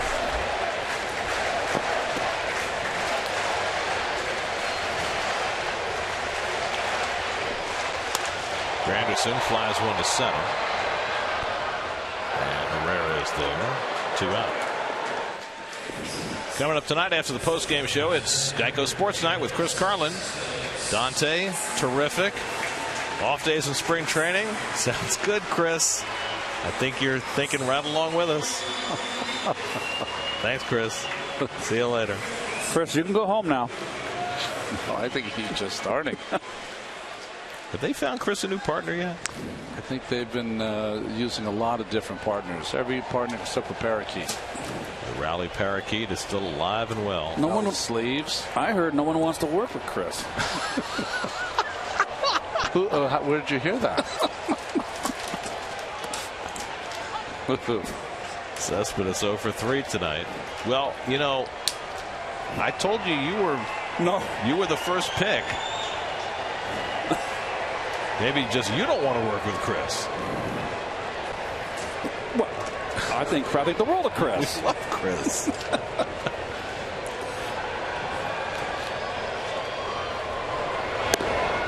I say this fully cognizant that I'm sitting right next to you, Keith, but there's nobody funnier on SNY than Chris Carlin. I know. I understand that. But I know he can play straight man to you also, if you need be. Well, there could be a nice little comic routine. I'm sure it pays well.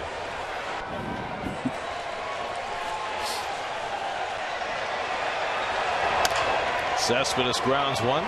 Gomez takes his time and lollipops it to first in time for the out. So the Mets are on 1-2-3 in the bottom of the 8th. Now Familia will try and close it out. 3-0 Mets.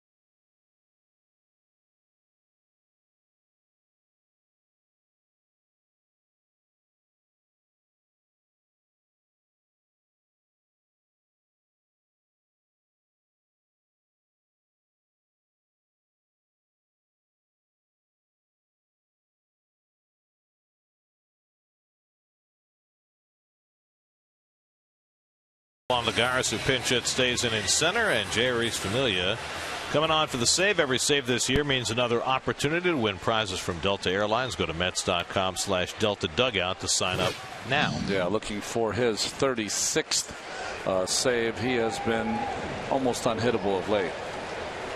Starting to close in on the Mets club record for saves, which is 43. It's held by Armando Benitez. Familia trying to finish out a shutout month of August. He has thrown 16 consecutive scoreless innings since that odd rain-delayed 9th inning against the Padres.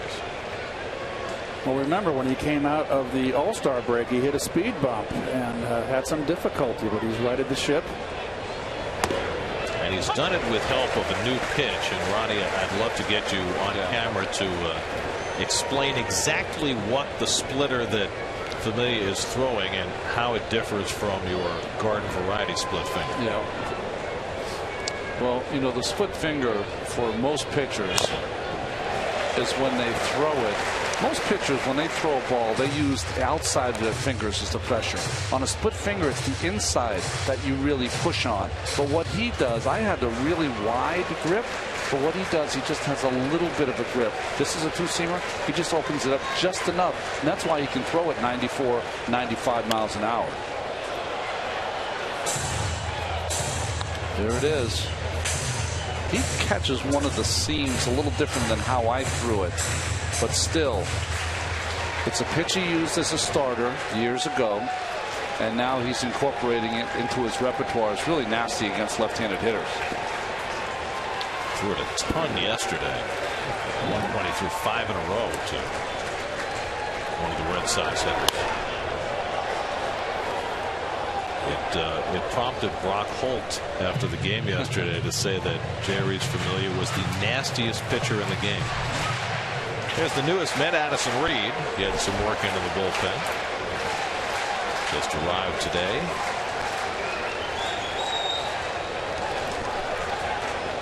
One and two to Hernandez, and he grounds one toward the hole. Murphy can't quite make the diving stop, and it's a leadoff hit for Cesar Hernandez. I don't want, we mentioned earlier, that especially against the left-hand hitters, if you fall in love with this pitch and that's all you feature up there, then lefty knows he has to stay in there because that pitch is off speed, a little off speed, it breaks down, he keeps it away. So you get the left-handers to lean, they're going to be more vulnerable inside. And let's not forget, Familia can't forget that he throws 97. I think you're making a great point, Keith. Don't fall in love with a pitch that's going to take away from your bread and butter, which his bread and butter is the two-seamer that he throws 99 plus and that good hard slider. Now Aaron Altair, who's 0 for 3, including a double play.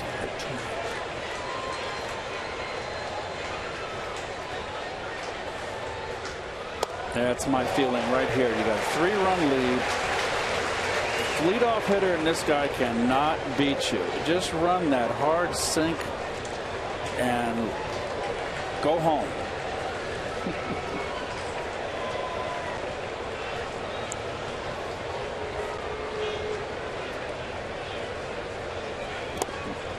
Well, as we mentioned earlier, the Mets will have more bullpen help coming tomorrow when the rosters expand. Mets just announced officially that Eric Goodell will be activated from the disabled list. At some point, the Mets should be getting Bobby Parnell back pretty soon, too. Steven Matz will also be activated tomorrow, but that'll be for a starting role coming up this weekend. Parnell threw a simulated game, I think, yesterday, right? 1-1 to Altair with Ryan Howard on deck. And that's lined into center field, so back-to-back hits for the Phillies, and that'll get Howard to the plate as the tying run. So just as was the case yesterday, Familia gives up back-to-back hits to start the night. That was with a 1-run lead. Here a 3-run lead with the dangerous Howard coming up. Well, it gets very interesting now, does it not? It was just a spinning slider in the middle of the dish. So he's given up a hit on a split finger and a hit on a slider. So a game that has been wholly without drama develops some in the 9th inning. Howard 0 for 2 and a walk today. Lagares just backed up around 6-7 feet in center field, playing very deep. Howard is 1 for 7 in his career against Familia.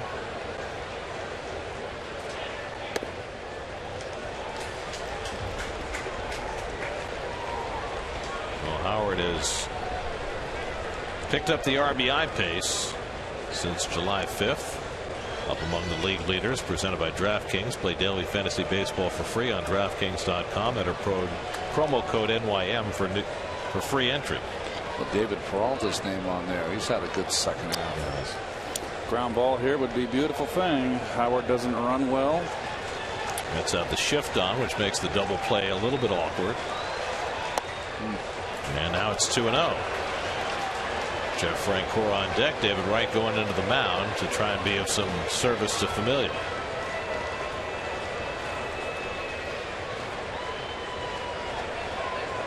Did it with a smile. Cracking wise. Yep. Sometimes that's the best medicine.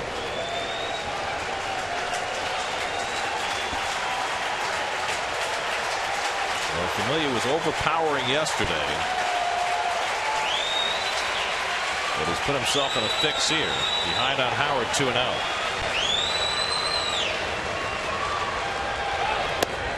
And that's ball 3.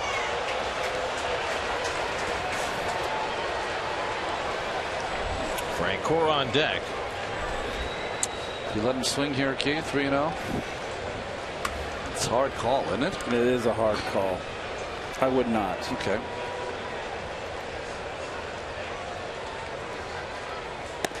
There's a strike.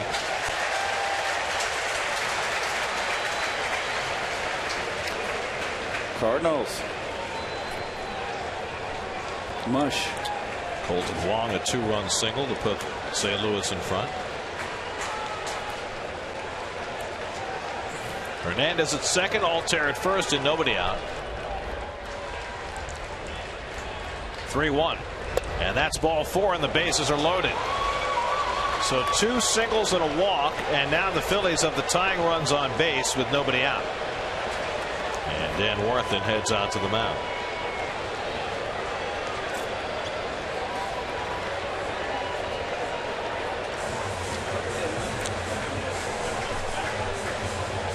Well, he does not have that 99 that he had in yesterday's game. In fact, he ended the game with a 100-mile-an-hour fastball that struck out Mookie Betts.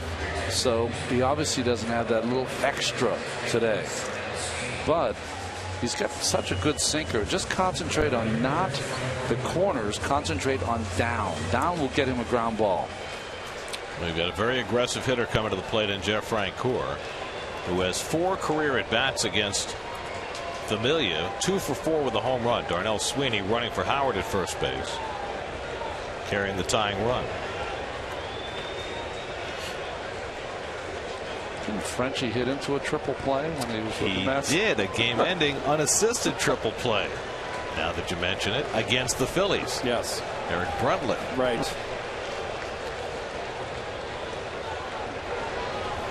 That's hard to do with the bases loaded, because unless you're Don Zimmer, you're not likely to put the runners in motion with the bases loaded. Right.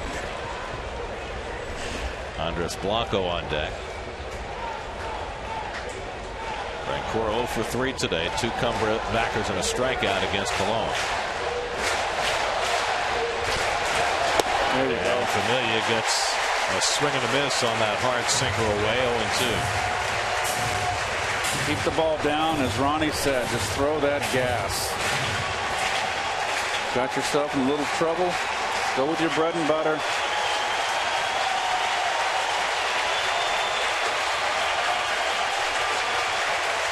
Oh, 2 to Francoeur. Slow ground ball. The flip by Flores. The turn by Johnson. Double play. A run comes home. It's now 3-1. But that takes the tying run off base and leaves the Phillies down to their final out. And what pitch did he go to, Ronnie? Went right with that hard sinker down and in, Keith. Beautiful. 3 straight fastballs. 1 in, 1 away, and then right back in to break his back. And now the pitcher's best friend. So a 6-4-3 double play. That's the first run against Familia this month. He had gone 16 consecutive scoreless innings, but the double play far more important than the run. And now Andres Blanco, the tying run at the plate with 2 out, and Altair at third. And Blanco swings over the sinker, 0-1.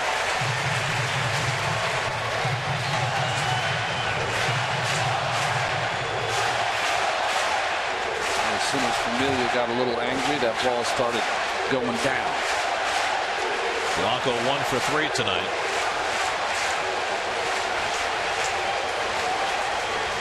There you go. Now it's 0-2. All right. There's the splitter.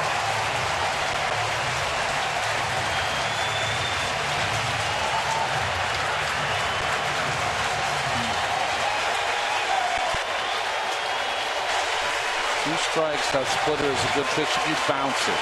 Not a good pitch if it's in the strike zone. 1 more strike to get. Driven down the right field line, and that ball's buried in the corner, but a foul ball. Ooh, get that splitter up. So Blanco hooking that ball just foul. I said it. I do not like that pitch when if you're ahead, you got to bounce it. The ball's already off the corner there. Kind of ricochets here in the corner. Wow, that didn't miss by much. It's the third pitch that you're just starting to throw again, and you got a game here that you want to put away.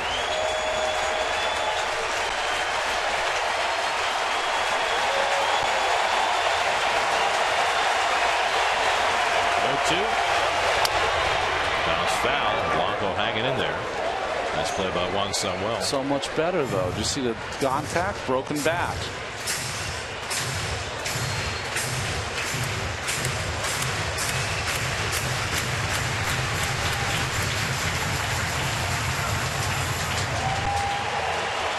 Two hits, a walk, a double play ball produces a run, and now Familia trying to put on the finishing touches.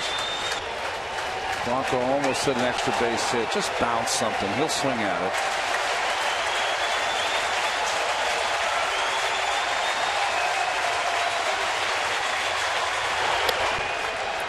One and two to Blanco. Blanco keeps it going. Cameron Rupp would be next.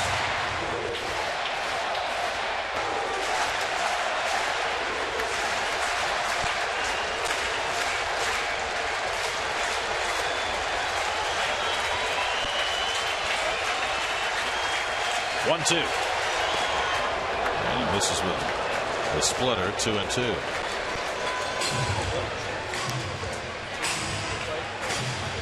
Good at bat here by Blanco. I was wrong. I thought he'd swing at a ball in the dirt. He did not. He's been a hot hitter.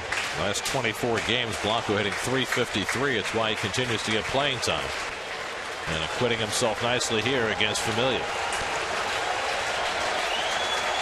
Seventh pitch of the at-bat coming to Andres Blanco.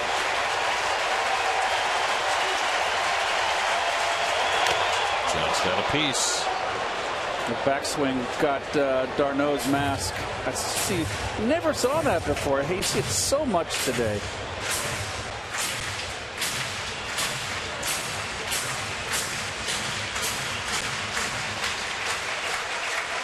It's only a game.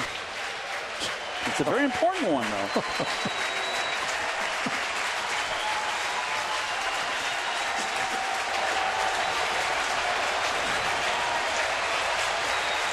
Two from Familia. He struck him out, and the ball game is over. Save number 36 for Familia.